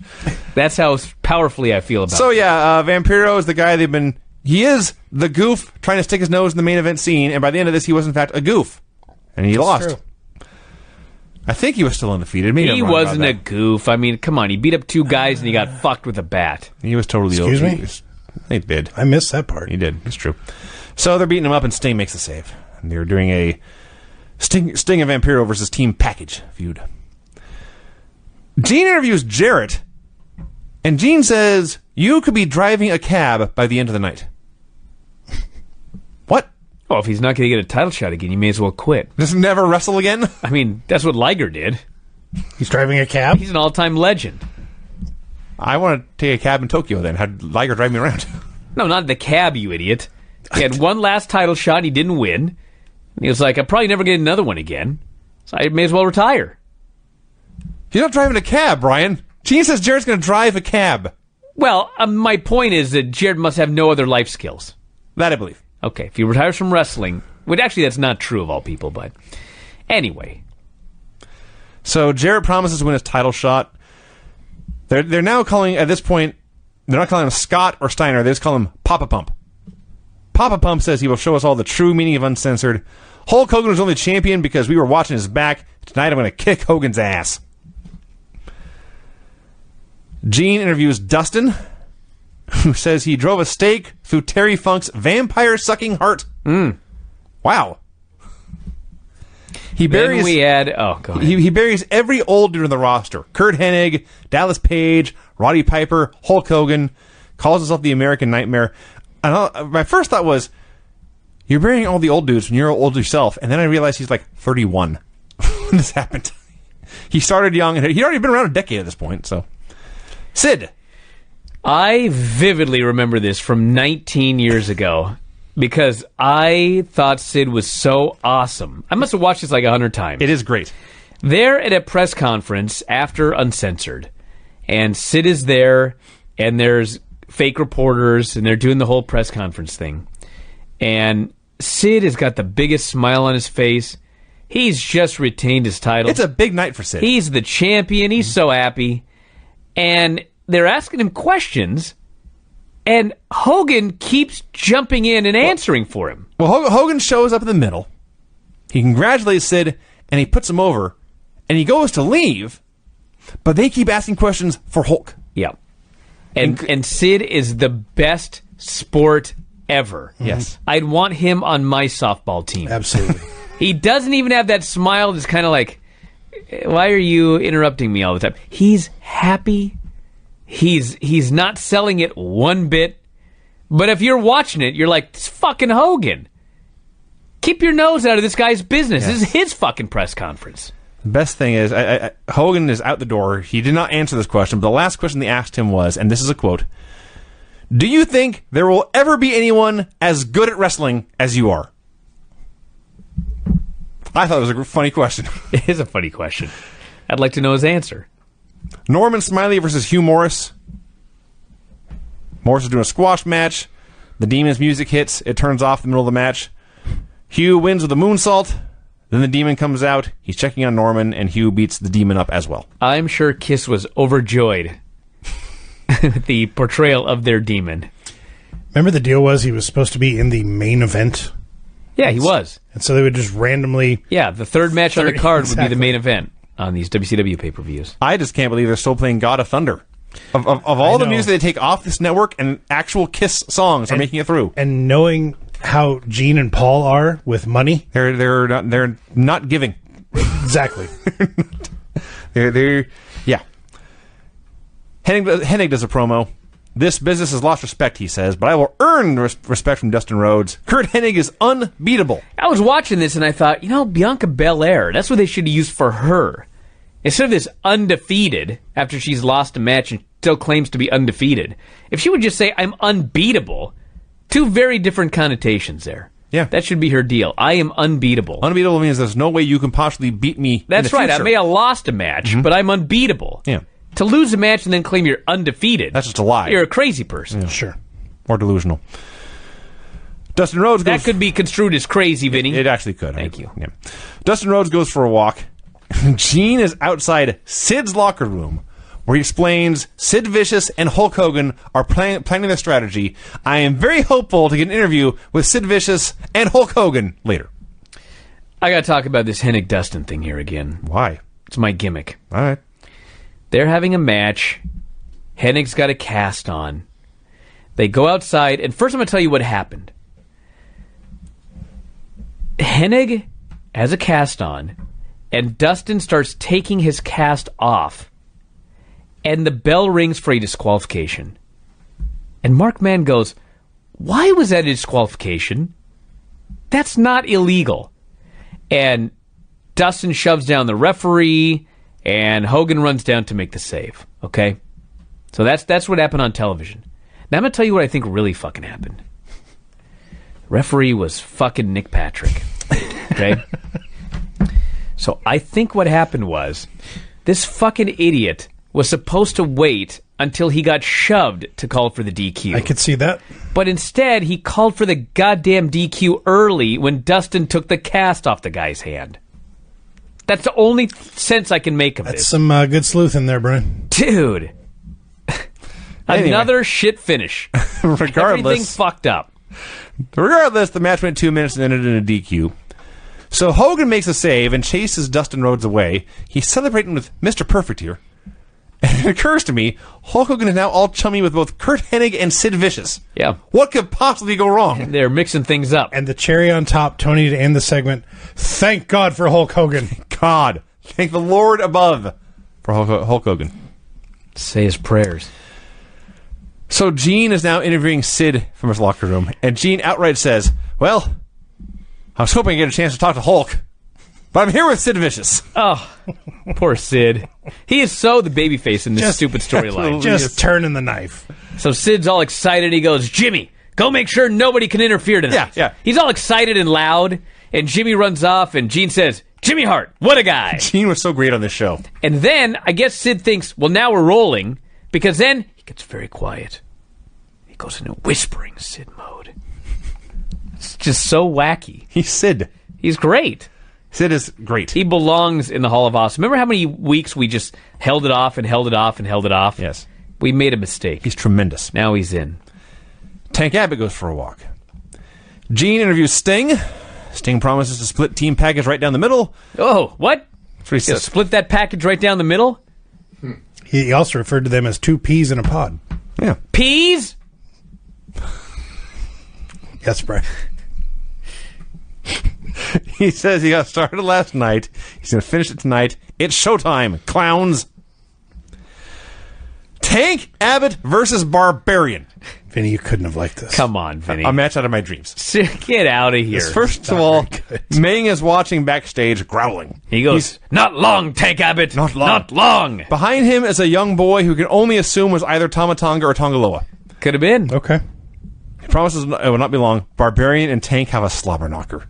It's just the ugliest, grossest fight. It was very ugly and gross, and it fucking sucked, Vinny. So, the referee tries to intervene. The Barbarian pushes the referee into a corner, lifts him up in the turnbuckle. Then he turns around, he eats a left, he eats a right, he gets KO'd. Tank wins. You know why this sucked, Vinny? No! Well, first off, it sucked as a match. And second off, if you're building up to Tank Abbott versus Meng, he should have just fucking mauled the Barbarian. Barbarian beat him up for 90% of this match, and then he hit a 2-punch knockout and won. Tank Abbott took everything the Barbarian had to offer, shrugged it off, and knocked him out. Get out of here, Vinny. Why don't you go book some shitty pro wrestling? Maybe I will. I won't. I'm going to try. Flair tells Sting, he's doing a promo, he says, Sting, you can't be the Nature Boy. Fact. Mm-hmm. That's a fact. When you get Ric Flair versus Sting. You'll never guess. It was a lot of fun. It was every Sting Flair match ever, which I mean is the highest form of praise. Well, no, because there was a difference here. They're having this great match, and then the package hits the ring. Where's that? And so Sting has to beat up 2 men. 1 man beating up 2. Yeah. You'll never guess what happened. The crowd cheered for him. The crowd is losing their fucking shit for Sting. They're losing their shit for this guy. And I thought, we're watching 2000 World Championship Wrestling. Yes. And these fucking idiots know how to get a babyface over. Yeah. I fucking watch Raw. They can't get a babyface over to save their fucking lives. Mm-hmm. And when I watched that show Monday, to me, the biggest babyface on the show is actually the biggest heel, Ronda Rousey. They've lost their fucking minds. WCW knew how to get a babyface over in the year 2000. In their last year. This is it, man. Jesus. We are in their last year of existence. We are in their last year. And they're more competent than these shitheads on Monday, as far as babyfaces go. The highlight of the actual match was they're rolling on the floor, and Flair starts throwing chops, and Sting is no-selling. And I know Sting is no-selling because Mark Madden tells me, Sting's not selling! I laughed. Yes, there's a cat scream there too, Brian. What in the hell was that? A cat scream. You never heard your cat scream before? I have, but this cat's going crazy now. So, yes, eventually it's a DQ when Sting is fighting 2 dudes. And Sting is up. Lex is in the corner. Sting is standing on the second rope doing the punches to the head. And Ric Flair comes up behind him. And Ric Flair, I can't even say he just does a nut shot, because that does not do justice. He puts his fists together like a volleyball player. Yes. And it's like a double thumb strike right to the scrotum. He set. He did. I guess it wouldn't be a set, would it? Set's when you do the one hand. I think it's a bump. Bump, bump in volleyball. The way He was holding- bumped his balls. The way he was holding his thumbs, I thought he was going up the backside. There may have been a probe going The on. as well. butthole, Craig, you Yes, can sir. say it twice on one show. All I know is it made me laugh. All I know is Vampiro made the save. Yes. And again, we're watching the year 2000 in World Championship Wrestling. And I thought to myself, is there anybody that WWE has on purpose, not they fucked it up and the fans got mad and then they changed their mind. Is there anybody on purpose that WCW or that WWE has gotten over in the last year, as well as WCW has gotten over Vampiro in the year 2000? I don't think so. Actually, you know what? Kofi. But that was an accident. That was an accident too. That would never happen unless somebody else got purposely trying to get a guy over and pushing him from beginning to end.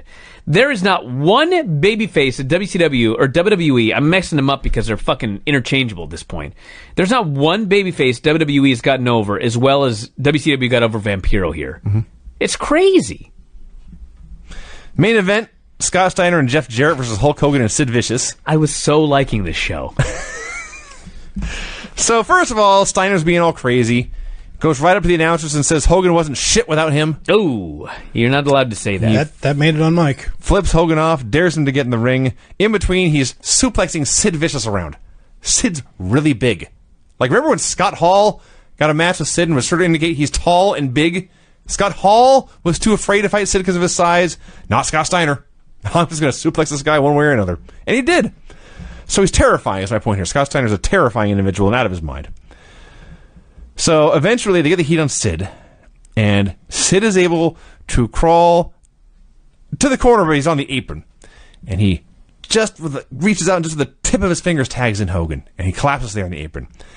And Hogan comes in. He's running wild. He's killing both dudes. And the crowd's chanting, Hogan. This was so incredible. Hogan. Because you can't book the crowd reactions. And when Hogan's making his comeback, like, how often do you see the fans chanting for a guy, like, during his comeback? Usually they chant for him when he's on the apron because they want him in the ring. Sure. So he makes his comeback, and they're chanting his name, and they cut to Sid, and that's it. He's taking all he takes. He can't take no more. Take no more. He snaps. Like, would this have worked without the fans chanting for Hogan? How did they know the fans were going to chant for Hogan? Is there a possibility? That they piped it in? Yes. There's a possibility. Because it was just too perfect. He hears that chant for Hogan, and he gets that angry look on his face.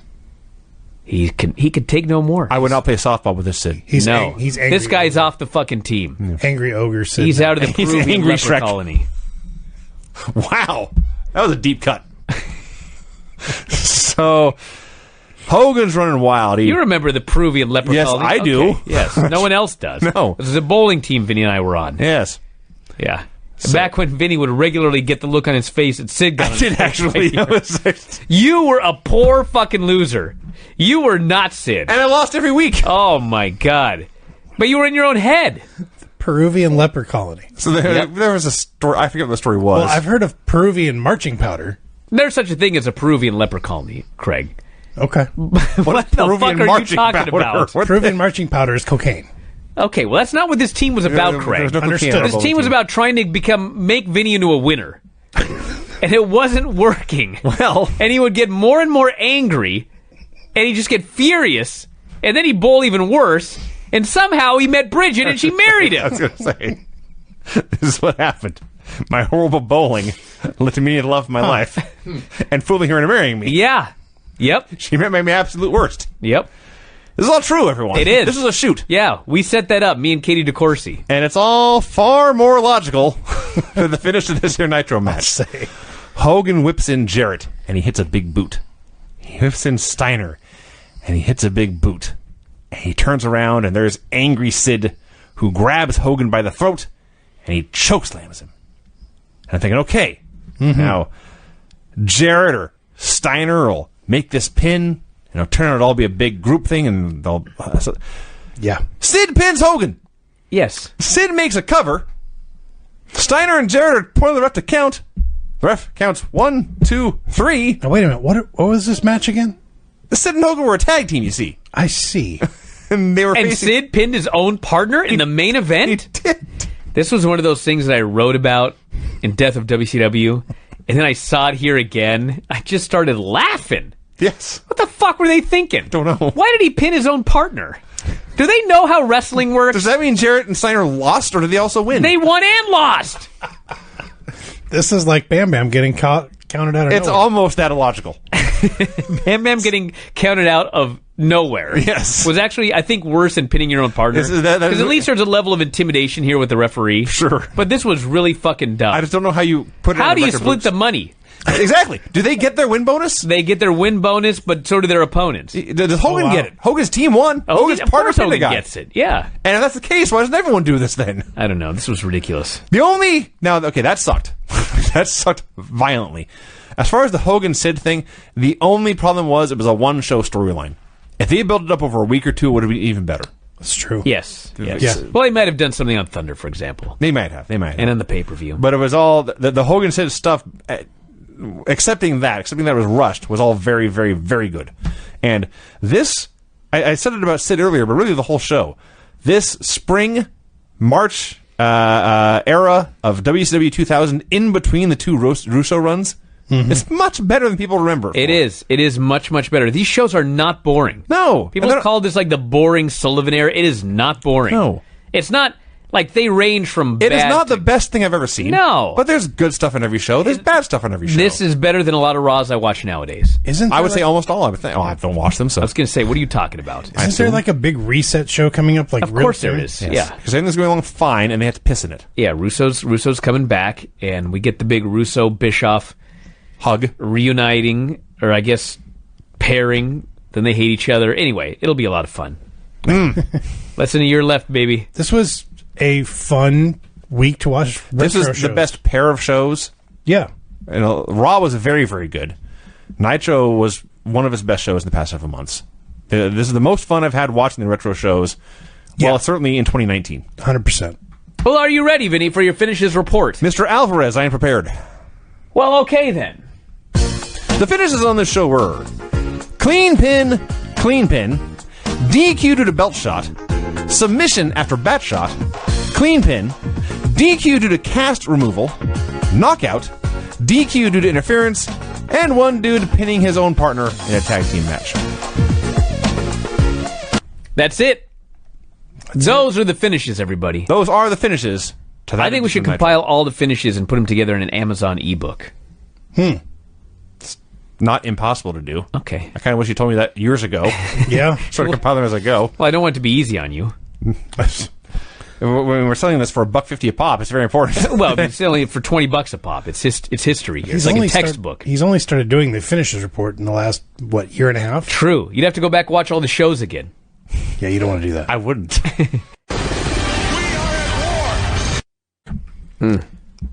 WCW Monday Nitro, number 236. Not from Club Lavella. That No. was very sad. Yeah, South Padre Island. Although, you know what? Maybe it shouldn't have been here every year, but for 1 year it worked out awesome. It worked out great. I love true. this show. Nitro number 236. And of course, it's a show where it all ends. Yes. Yeah, because as I posted on Twitter, we are 1 year away from I'm not talking Nitro about that. being over. This was a show where all they wanted to do the entire show was tell us about how Eric Bischoff Yes. and Vince Russo are taking over. What? They made it clear that this news was more important than anything that actually happened on the show. They needed 2 weeks because next week is a best of show. Well, There's no that's- Nitro. It's a clip show. We'll get into exactly what they said about it. Yes. Okay.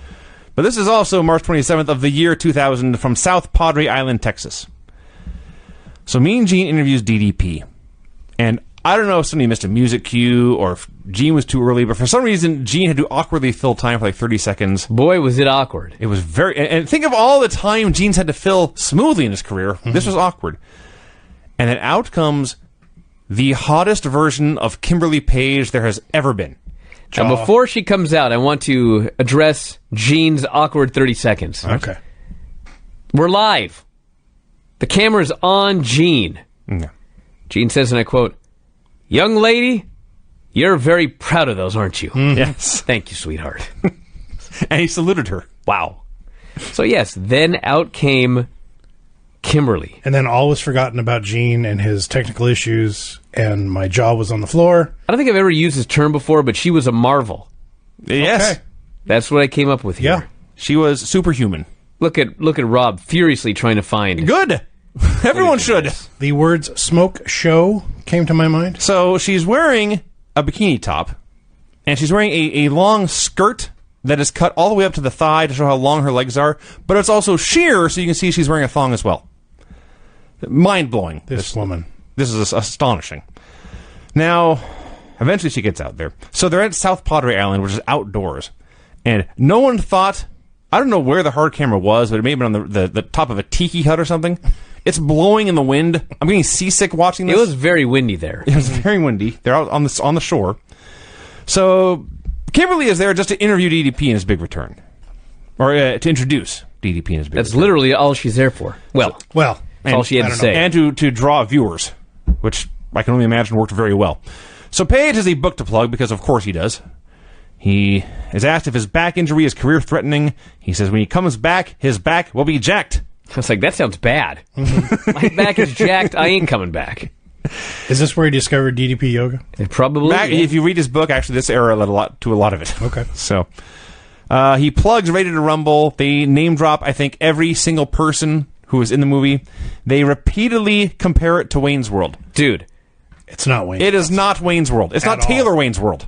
They announced that Ready to Rumble will be opening in 2,500 theaters nationwide. That's not a lot. A world premiere at Mann's Chinese Theater on April 5th. That was quite a few in 1999-2000. This was for Ready to Rumble. Yeah. Fuck. So it was wretched. the movie's awful. Completely awful. And it's insulting to the audience it should be most marketed to. Is what's really bad about it. Wow. Yeah. Think about that. Yes. So he plugs the premiere, promises to eventually come back and be a 3-time champ. Jeff Jarrett interrupts. He promises to crash the premiere. They go back and forth, and it's boring, and nothing happens. I wonder what the reaction would be if WWE made a Ready to Rumble in 2019. A remake? Like, about movies. Exactly like this. Like, it's a very different fan base today. Oh, yeah. Yes. The fan base in 99, I mean, it was a bunch of delinquents and idiots. So, I mean, it was insulting to them, but it's a much friendlier, nicer, happier fan base today. Happier might be the wrong word, but I just wonder how they'd react to being portrayed like this. I wonder if, like, Big Show's a great actor. He's going to be on some TV show coming up here pretty soon. Been on a bunch, yeah. I wonder if the caliber of actor that the wrestlers are now would make a movie better. Based on the promos Dude, the on issue Raw, wasn't the wrestlers. Well, that's The true. issue was the Yeah, story that's and true. everybody else in it. Okay, I'll give you that. Did we talk about Kimberly? Yeah. I need to stress this. This was, Yeah, that's it, Rob. Yeah. this is this was the key takeaway from this show. Either of these shows is how hot Kimberly was. So we'd go to the announcers who they talk forever. And behind them is a fan with a sign that reads, I wish I was at Raw. And Right boy, behind the goddamn announcers. Nobody confiscated Nope, it. all night. By the end of this, I cannot blame him. WCW President Brad Siegel, they say, has brought Eric Bischoff back as head of creative. But that's not all. He is also bringing back, or he wants to bring back, Vince Russo as other head of creative, I guess. But Russo is wavering. But stay tuned, fans. We will have Vince Russo's decision tonight. Are At you which fucking kidding me? point Mark Mann says, and I quote, 2 massive geniuses. It's like, wow. We're throwing that fucking word around. And you know what, Vinny? Fuck you. Wow. I do not prefer Raw over this Nitro. I never said it did. Did No, I? you said by the end of this, I agreed with him. Oh, well, I meant by the end of this segment. I see. Okay. I preferred Raw over this segment. There you go. Okay. Hulk Hogan and Jimmy Hart went on Man Cow, Yep. which was a radio thing, Yes, it was. and Jimmy and Man Cow got in a fight. Is that what it was? I think I actually was on the Man Cow show once, talking wrestling. Might have been. I vaguely remember this from the 90s. It is They wanted it to be a bit, and I was actually answering the questions. I think I was ever asked back. that sounds right. It is amazing all these Howard Stern ripoffs that came and Yeah. had their time in the sun and Yeah, you're right. faded away. And I watched a clip of a Howard Stern show today. He had Def Leppard on; they were great. That's true. Bubba the Love Sponge was not available, I guess. That would have been a totally different segment. I would have really enjoyed watching that, actually, at this point. I had to remember what happened in my notes. What my notes read are 3 nobodies talking backstage. 3 goofs are talking about the beach. Yeah, And I was but like, guess what the what? hell was that? One of these fucking goofs was Michael Modest. Yes. Who ended up awesome. being maybe the best worker on this entire show. Yes, sir. Yes, actually. I think that's safe to say. Yep, he was fucking great. So Paisley is there. She says the artist wants a new challenger. She's going to pick one of them. And she picked, as I wrote here, the dude with the good tan and the bad hairline. Was the other cat on the right, was that Sean Stasiak? Looked like him, didn't it? Yeah, like a totally. smaller version of him. Yeah. I think when you see him in a few months, he'll be much bigger. In fact, you saw him as Meat. Meat was that's much right. bigger, yeah. Yeah. That wasn't him then. This was Sean Stasiak's emaciated little brother. Okay. It was- yeah. The NWO was flirting with girls at the pool. Gene interviews Booker. So That's heavy. right. I forgot he's not Yeah, Booker no T T. anymore. God damn it, I got to fix all my notes. There's a fine change. Why didn't you just choose another letter? Why couldn't he be Booker D? come down the alphabet? Ah, Booker you know. If he went to New Japan, he'd have to change his name to like Booker D. I don't know why he couldn't do that here. So Heavy D, speaking of D, hurt his shoulder, and thus Booker and Kidman do not get their tag team title rematch tonight. However, Booker promises he and Kidman will be ready when Kidman gets when the Harris gets back, he will beat up the other Harris tonight. Maybe Booker Z or Booker P. Do you want to just get them all out now? No, I was just thinking of a couple. Is it going to be a running gag over the course of the show? No. I don't do gags. Here, let me Vinny. help you. How about Booker C? No, I already said that one anyway. Did you? The Artist versus Michael Booker Q! Modest. All right. The Artist versus Michael Modest. Okay. You are dumb. So, this fucking thing. Okay, yes, Michael Modest may have been the best worker on the show. That is true. In their 3-minute match, we had two guys come out. We had random music play, and the camera cuts to the entranceway, and the announcers are very confused, and then nothing happens. We have lots of talk about Vince Russo turning the World Wrestling Federation around, how he can do the same thing here. We have Sid. Sid is putting a $500,000 bounty on Hulk Hogan. We have Chavo and Paisley. Yes, Chavo came out. Mm-hmm. Chavo and Paisley are arguing on the apron. Modest hits Chavo. Chavo brawls with Candido. Oh, yeah, Candido also came out.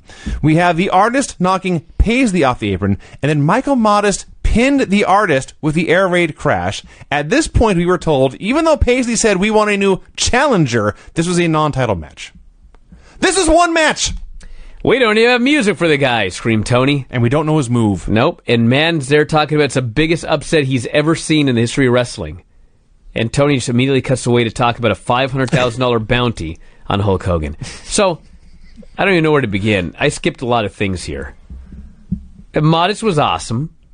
There was Exploder in this. Way too much shit going on. The constant references to Russo and Bischoff. Listen. Russo did not turn around WWF, okay? No. But, let's pretend for the sake of argument that he did, okay? Well, guess what? He just turned around WCW the opposite way. Right. A couple of months ago. Who the fuck's idea was to bring him back? Must have been desperate. So anyway, there's a $500,000 bounty on Hulk Hogan. The announcers, I guess they say Sid put it on him. Right. But like no one else, Vampiro doesn't know who put the bounty on him. Apparently, we learn later. $500,000, a bounty, just to hurt the guy, I guess. Yeah, just put him on the shelf. Yeah. Gene interviews the Harrises. Heavy D explains his shoulder injury. He was pressing Medeja, you see, when his shoulder went out. He's doing it wrong. Apparently. So Big Ron actually cut a good promo on Booker T. Actually, it was Don cut the good promo. Ron hurt his shoulder. Okay, I'm not going to argue. I don't care. They're twins. Who cares? They're people, Craig. I understand, but they're interchangeable on this show. Listen, when I finally figure out which guy is which, I fucking want the world to know I got it right. Okay. See, I could argue this, but the only way I could win would be to go back and watch the show. Rob's got it on his deal there. Yeah, Rob, fast forward to the No, first he's promo. still watching Kimberly on loop. Oh. Oh, that sounds awesome. All right. Kimberly on a loop? You bet it does. I didn't really think about what I was saying there. Anyway, spring break clips. This. The best advertisement for spring break ever. I never went on spring break. There were so many tiny butts. Excuse me? I was just watching it thinking, You should have seen the girls. if they did this video today, it'd be totally different. That's true. People in 2019 would laugh at this video. They would be saying, where are all the butts at? There were no thick women here. No. That is true. No. That is true. That is true. But there's the women they had. I mean, if it weren't for Kim, they would have been the hottest women. The fact is, the Nitro girls were there, and also random girls on the beach were there, and it was very hard to distinguish between the two. Hulk Hogan and Jimmy Hart arrive at the hotel. Okay, so I gotta I'm gonna jump ahead when I talk about this, because correct me if I'm wrong here, okay? Okay. Hulk Hogan and Jimmy Hart are in the hotel, Yes. and Vamp says, Hulk, I need to talk to you. They walk into a hotel room, correct? Right. Okay. There's a match in between, and then Hogan and Vamp and Jimmy are now backstage at the building. Are and they? Vamp is explaining, yes, they're absolutely not in a hotel room. Absolutely not in a hotel room. You're totally right. I am. Yeah. It was the fucking funniest thing I ever saw. I didn't even I was just watching. Oh, wait, that was not the funniest thing on the show. I was like, they walked into a hotel room Yep. that is connected to South Padre Island, the arena? So somebody, Well, clearly there's a hotel Hogan changed, within sight. Hogan changed his clothes in between as well. That was just weird. He was in his gear. It's like you called him into the room and like Hulk took all his clothes off apparently, and you didn't tell him anything. That is weird. Till you guys got to the building about a bounty. There's a fucking $500,000 bounty on the guy's head. Let him know guys are going to try and kill him. Booker versus... Now, I wrote here, Brian, Big Ron. I wrote Random Harris because I wrote didn't Ron care as enough. well, Vince. I couldn't help but notice Big Ron is out there wearing a black T-shirt and jorts. Both of them. Giant Steve Austin is what he looked like. Yeah. So, Don is interfering right in front of the ref. Nobody cares. Who was the ref? Nicholas Patrick. Oh, thank you. Okay. What a fucking idiot. So Booker fights them both off, and then Jarrett takes the ref, and the Harrises hit an H-bomb and win. Turns out Don's shoulder's fine. Yeah. So there's all the trick.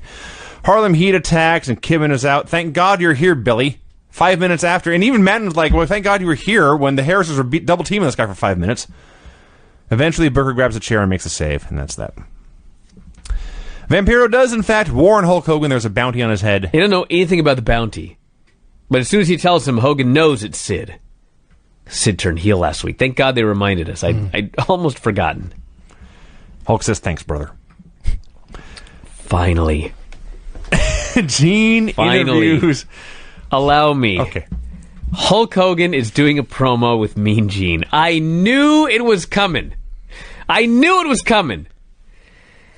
This is the point. If you're watching this show, after we review it, get a couple of beers. Yes. And every time he says brother, take a drink. Oh, I didn't recap it all. Okay, that's fine. Hogan starts telling this wacky story. There's all these spring break nurses taking care of Jimmy Hart. Jimmy Hart is not there because spring break nurses in bikinis are giving him a massage. What? Where are these nurses? He says if Sid had South the Powder guts Island. to come out here tonight, I'd show him exactly what I'd do in front of all these people. Look up where that is. Every time I face him, he says, Sid turns tail, he runs to the woods. The woods? Did he say that? Yeah. Baseball diamond, whatever. Hogan says, I'm going to stay out here all night if I need to. No more matches. I'm going to beat Sid's ass all night long. Fans are chanting for Hulk Hogan. So you can see in the background, there's a building and there's a spotlight, like a tiny little light on the building. Yes. I'm just waiting for what I know is coming. Mm-hmm. Doesn't come yet. No. Hogan says, my father once told me, the greater the gladiator, the more enemies he has. He did say that. Yeah. That's a lesson his dad taught him. Don't I know? The bounty is on my head, he said. I had to put Dustin into his baby bed last week. I've got to expect the unexpected. I'm like, what the fuck's going on here? Gene says, tell me about this Vampiro. Hogan says, Vamp is the wrestler of the future. If anybody messes with Vampiro, brother, I'll be there right there by his side, dude. Gene keeps asking fucking questions. I'm like, come on, let's get to it already. Okay, apparently there was a timing issue. I'll say. There was a timing issue, and it took a while for what was about to happen to get into place. Well, Wall had to scale that building. Don't spoil it, Craig. Sorry. So Gene keeps asking questions. Hulk says, Vamp's momentum, it reminds me of when Hulkamania got started. Now he's sick of talking about Vamp, and he goes, but I'm here tonight for one thing, brother. I want Sid. So finally, you start hearing this.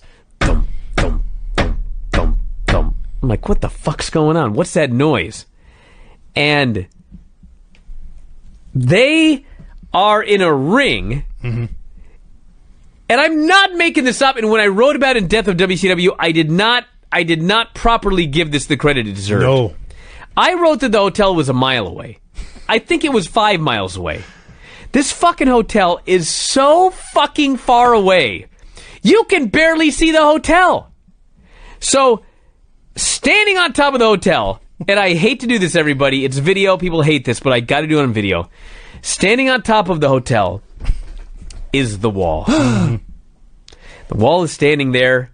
And first, I'm going to do what the Big Show would do, okay? If it was the Big Show would stand there and he would slowly go, and raise his hand up in the air, okay? The wall is standing there, and he's motionless. And all of a sudden, he goes, he thrusts his hand in the air with such speed that it's like, the only thing that I can figure is They missed their cue, and they couldn't get him up there fast enough. And we're just fucking wasting time. And finally they put him on the building, and he's standing there, and they realize the camera's been on for 3 seconds. They're like, whoa, put your fucking hand up. So he goes, ah! And he throws his hand up in the air as fast as he can. Hulk Hogan, who, by the way, wears glasses. Yes. He has bad vision. Oh, does he now? Hulk Hogan from fucking 2 miles away, and the dude is 15 fucking stories up, they tell us. That's right. He says, and I quote, "That's the wall, brother! Hey, wall! If you want some," he's yelling at him. Like the wall can hear him. Sure. From fucking 5 miles away and 15 stories up. "That's the wall up there, brother!" It is the best. It is the best.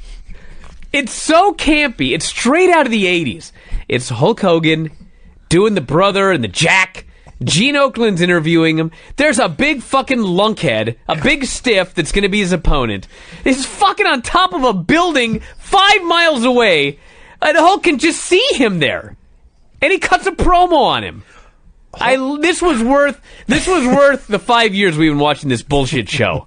This segment right here. Hulk Hogan couldn't have seen him with a sniper rifle. No, you could have had a fucking telescope. He couldn't have seen the wall. It's hard to express how far. They did a shot that was a close-up of the wall and then panned out to show, like, all of... Later there's a shot from the ring where you can see Hulk and the building. Yeah.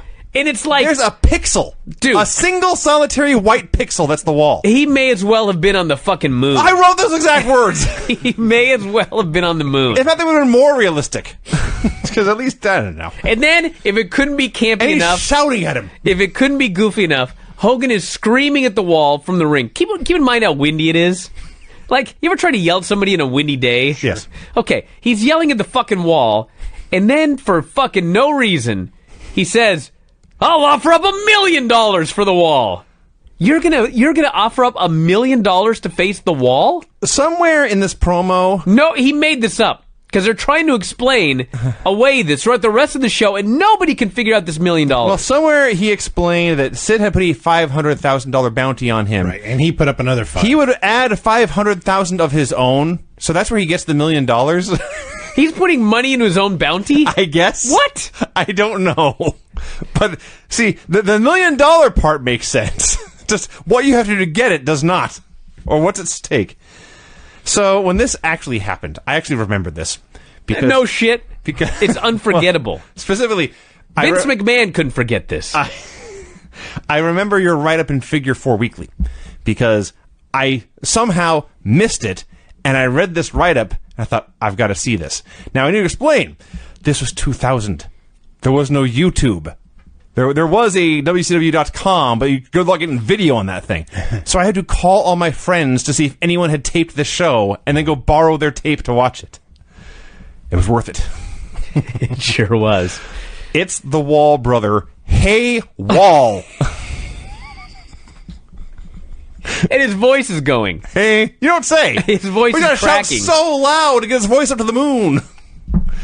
An all-time All-time classic. once in a lifetime shot. All-time classic. This was way better than the Yappa Pie Strap Oh, match so promo. much better. So much better. Yes. Nobody tried to replicate this. You will No. go so No, short. why would you? No. You couldn't imitate this in 1,000 years. No. It's the Wall brother. Hey, Wall. That's the Wall brother. I don't know why we bother reviewing the rest of the show. None of it matters. It's done now. No, literally, the whole point of the show is none of it matters because we're doing a reset in 2 weeks. Yep. Tenay interviews the Mamalukes. Vito is hot at Disco, says he's slacking, a jerk, an idiot. Disco says if they win their trios match tonight, they will then get a tag team title match. So the Harrises are not impressed with this. They're watching on a monitor. They're pissed off or angry or whatever. They storm out, and the camera zooms in on the closet. And I'm wondering who's in there. Then just fades to black. We don't know who's in there. There was no one in there. Why was the camera zooming in on the closet? I don't know. Why was the wall in a building? WCW was weird. Mamalukes versus the Young Dragons. So an angle that I did not remember, and that's shocking. On Thunder, the Young Dragons stole 3-count dots. Oh. They have I these had also forgotten that. green circles they carry Yes. around and dance on. Yeah, not the jelly candies. No, well, maybe those two. Yeah. They stole their dancing pads, or whatever you call this. Sure. And so they're trying to dance when the Mamalukes attack them. So Disco waits till the Young Dragons are in dire straits. Then he demands a tag. As soon as he gets in, the Harrises lay out the Mamalukes, and now Disco's going it alone. Tony, in going over for the 20th of 7,000 times, the Russo and Bischoff return, he says, Vince Russo came in as the head of creative, then he left. I don't know the politics of it, he says. Disco is triple teamed to death.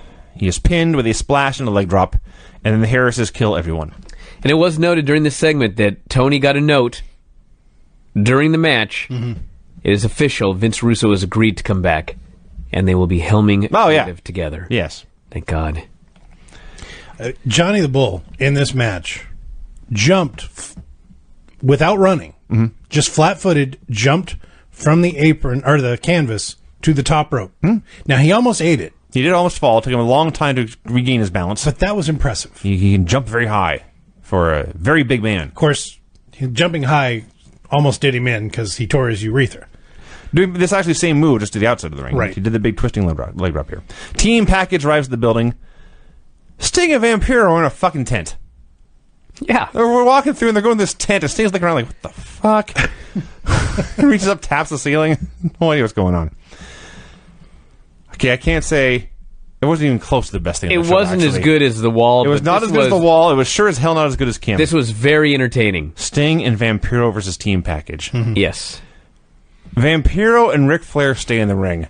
And ordinarily, I would be fascinated by this matchup. I was told it was a very good match. Vampiro but we didn't see any of it. We saw maybe 10% of it. This was a Texas Tornado rule match. Yes.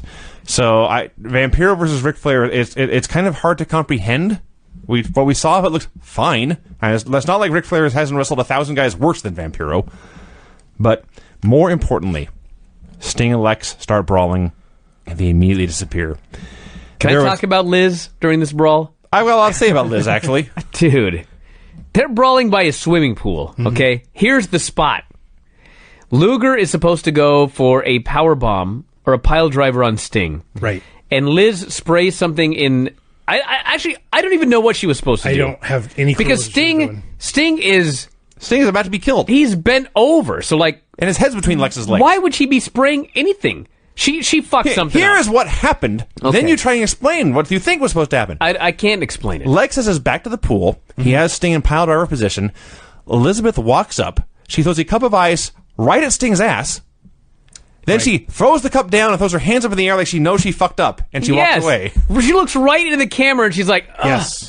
Now, she's been doing this since the 80s. What was she supposed to do? I don't know. Was she supposed to screw Lex? Lex is winning on him. I think she missed her spot. I think the spot was supposed to come later. Yeah, she went too early. Yeah, when Sting was backdropping Luger into the pool. So it did happen. Sting reversed his pile driver. They pivoted. Sting backdropped Lex into the pool. Boots and all. He didn't even sell it. He just gets out of the water. I was infuriated. He screamed a bit, but... I mean, come on. He got right back out. As Tony explained, this is a quote, "The package comes out of the wetness." Mm-hmm. Can't believe I even said that. So, Lex pushes a helpless waiter into the pool. This waiter needed to be fired. For trying to serve drinks in the middle of this brawl? No, it was obviously a plant. But he gets his tray taken away, and he looks at the camera, and he's got a big, stupid, ass-eating grin on his face. That's fine, yeah.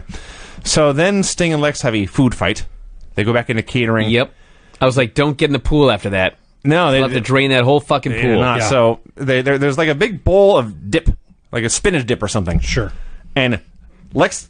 The whole point of this brawl, besides the obvious conclusion, but this is two lifelong friends in this business just going out to entertain themselves and have the time of their lives. Lex goes to ram Sting's head into the spinach dip, but Sting blocks it, and he grabs Lex's head, and he throws Lex's head in, and Lex's face is in the spinach dip, and his arms are waving around. It's even better than that. His head gets in the dip, and he's holding onto the plate of the dip, and he stands up, and he's holding the plate to his own face. Yes. And then he's covered in this shit. Mm-hmm. And they start brawling down towards the fucking Gulf of Mexico. Right. Which, by the way, was a long haul. Yeah, it was. They walked for like 10 minutes.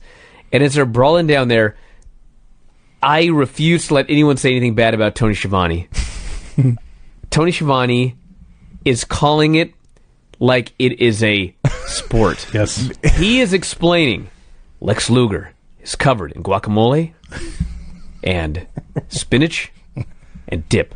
Yes. Like he's rattling off a list of things that Luger is covered in as if he's reporting like the Gulf War. Yes. There was salsa involved. At one point, there Some was sort of cheese. At one point, there was a couple of surfboards just randomly. As they are making their way down this pier, one of the announcers says, "Staying in the package, fighting on some sort of bridge," which is exactly true. Mm-hmm.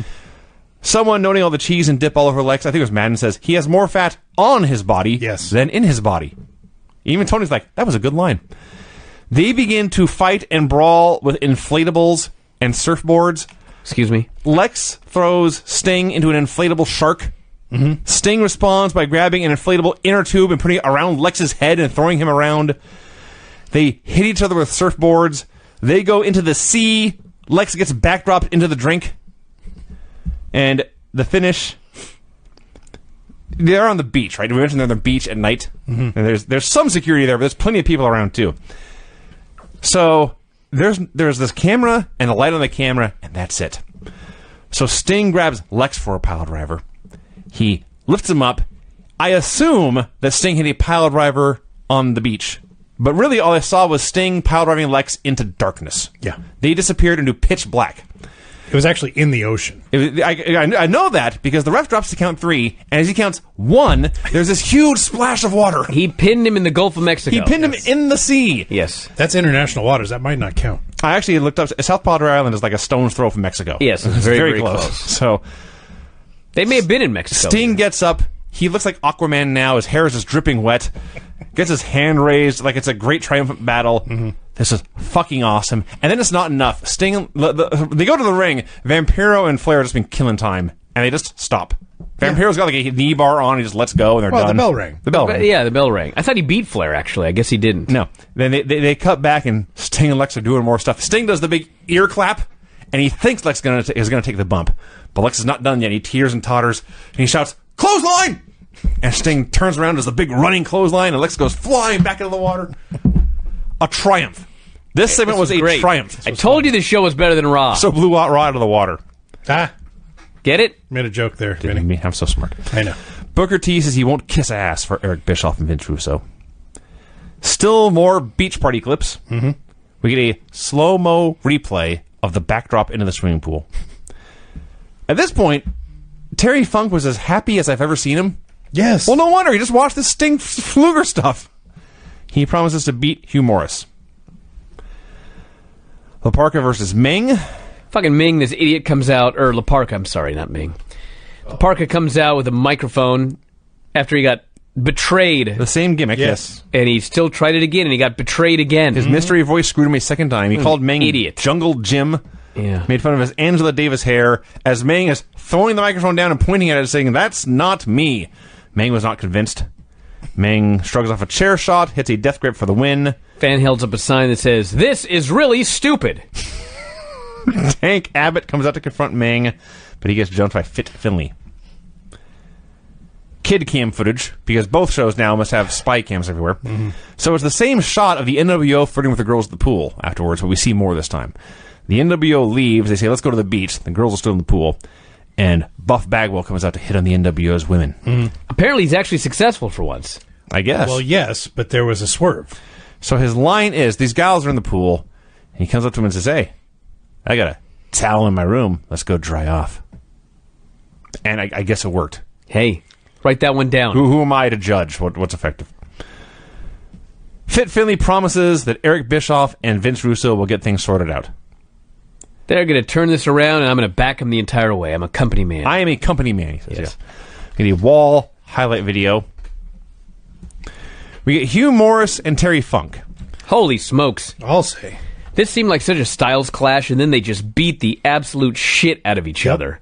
There's a spot in this match where they're brawling outside, and it looks like it's the sand, No. but it's explained to us that it's actually cement with a little bit of sand over it. There is an inch of sand over the very, very hard floor. He fucking gives Terry Funk a power bomb on this cement. A high-angle power bomb. You know what it looked like? It looked like when Vader did it to Foley and almost killed him in like the early 90s. But it was just a spot. He just got back They in the got ring. back in the ring, they're doing shit. He almost killed this fucking guy. Yeah.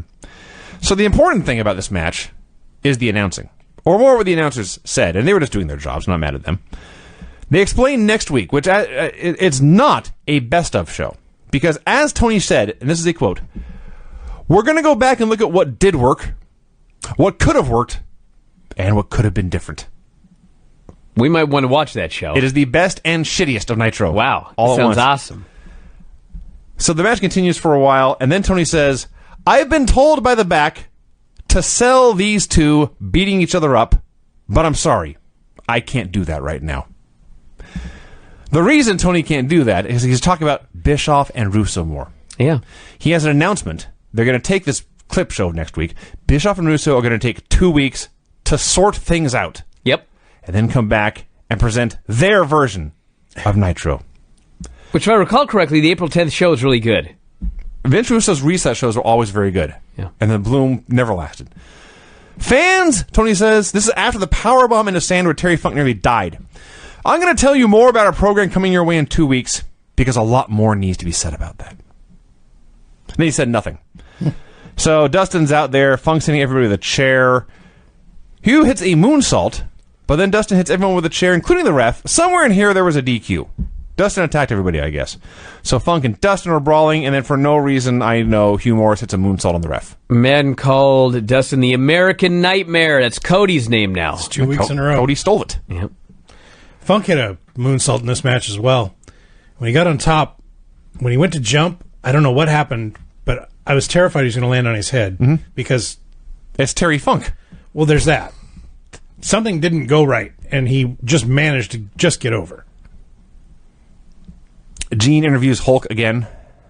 We have, again, the claim $1 million is on the line. Yeah, now somehow. Hogan's claiming him and the Wall have both put $500,000 on the line.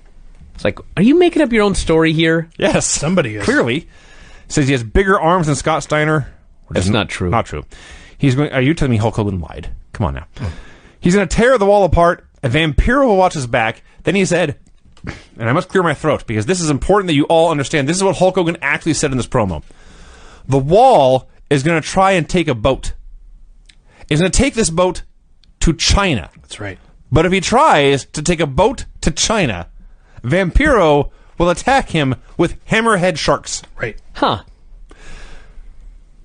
The Wall's going to take a boat to China, which, by the way, is the opposite side of Texas. Well, so he's going to go all the way down to the canal, I guess, and go through there. He's It's a long ways. But he won't make it because Vampiro is the Lord of the Sea and will send hammerhead sharks Yes, to Vinny. attack the Wall in his stolen Who are boat. you to question Hulk Hogan? And Sid's in the woods. Oh, he may be in the woods. Sid being in the woods is 1,000 times. Hulk Hogan seeing the Wall is more credible than the Wall taking a boat to China and being attacked by Vampiro's hammerhead sharks. I don't know. Wrestling used to be so awesome. Can you imagine somebody having a line about hammerhead sharks attacking people on Raw Of course today? not. You kidding? And if they did, it'd be something. Who cares? NWO does a promo. Okay, so Steiner's like in the aisle flexing, right? He's flexing his bicep, and very quickly the camera goes to Jarrett in the ring. I think Steiner saw the red light was off on the camera because I suddenly hear Scott Steiner cursing at the top of his lungs. I think Scott Rex Steiner, not Big Papa Pump. Scott Rex Steiner was furious. They took the camera off him while he was flexing his bicep. And Henning is backstage, upset at Buff for pissing Steiner off. Bagwell's being all cocky. Yes. It's like, in this weird pairing, Kurt Hennig is the baby face. Yes, Kurt Hennig is white and meat baby Bagwell's face. being an asshole, but he's supposed to be a baby face. Then we had my favorite thing on the show. Think about that. Allow me. This was not as good as It's the Wall Brother. But even for a moment, you thought it might but be. it was funny. Okay. They're asking all these wrestlers about what do you think is going to happen when Russo and Eric Bischoff come back. Vito, for example, later says, I think it's something good for wrestling. It's going to bring WCW back to #1 in the ratings and in people's hearts. Yes. In people's hearts? Yes. I was like, what the fuck are you talking about, Big Because Vito? Vito is awesome. You're a fucking... #1 in people's hearts. So they go to the artist, who never talks, by the way. Yeah. He never speaks, okay? The artist finally speaks when they ask him about, what do you think's going to happen with Russo and Eric Bischoff? The artist says, this idea sucks. They're going to run this show into the ground, and it's going to be the end for all of us. I thought, Wow. he He's a fucking visionary. How the fuck did I not ever remember this? And there's a pause, and he goes, some of the boys wanted me to say that. I think it's going to be great. It's going to be awesome. His burial. His ribbing on the square. Burying Bischoff and Russo. It's fucking incredible. I loved it. That's exactly what it was. It was. Okay. Oh, God. Jeff Jarrett and Scott Steiner versus Kurt Hennig and Buff Bagwell. Scott Steiner's a good wrestler. Kurt Hennig's a great wrestler. Mm-hmm. This was the worst match they could ever possibly have together.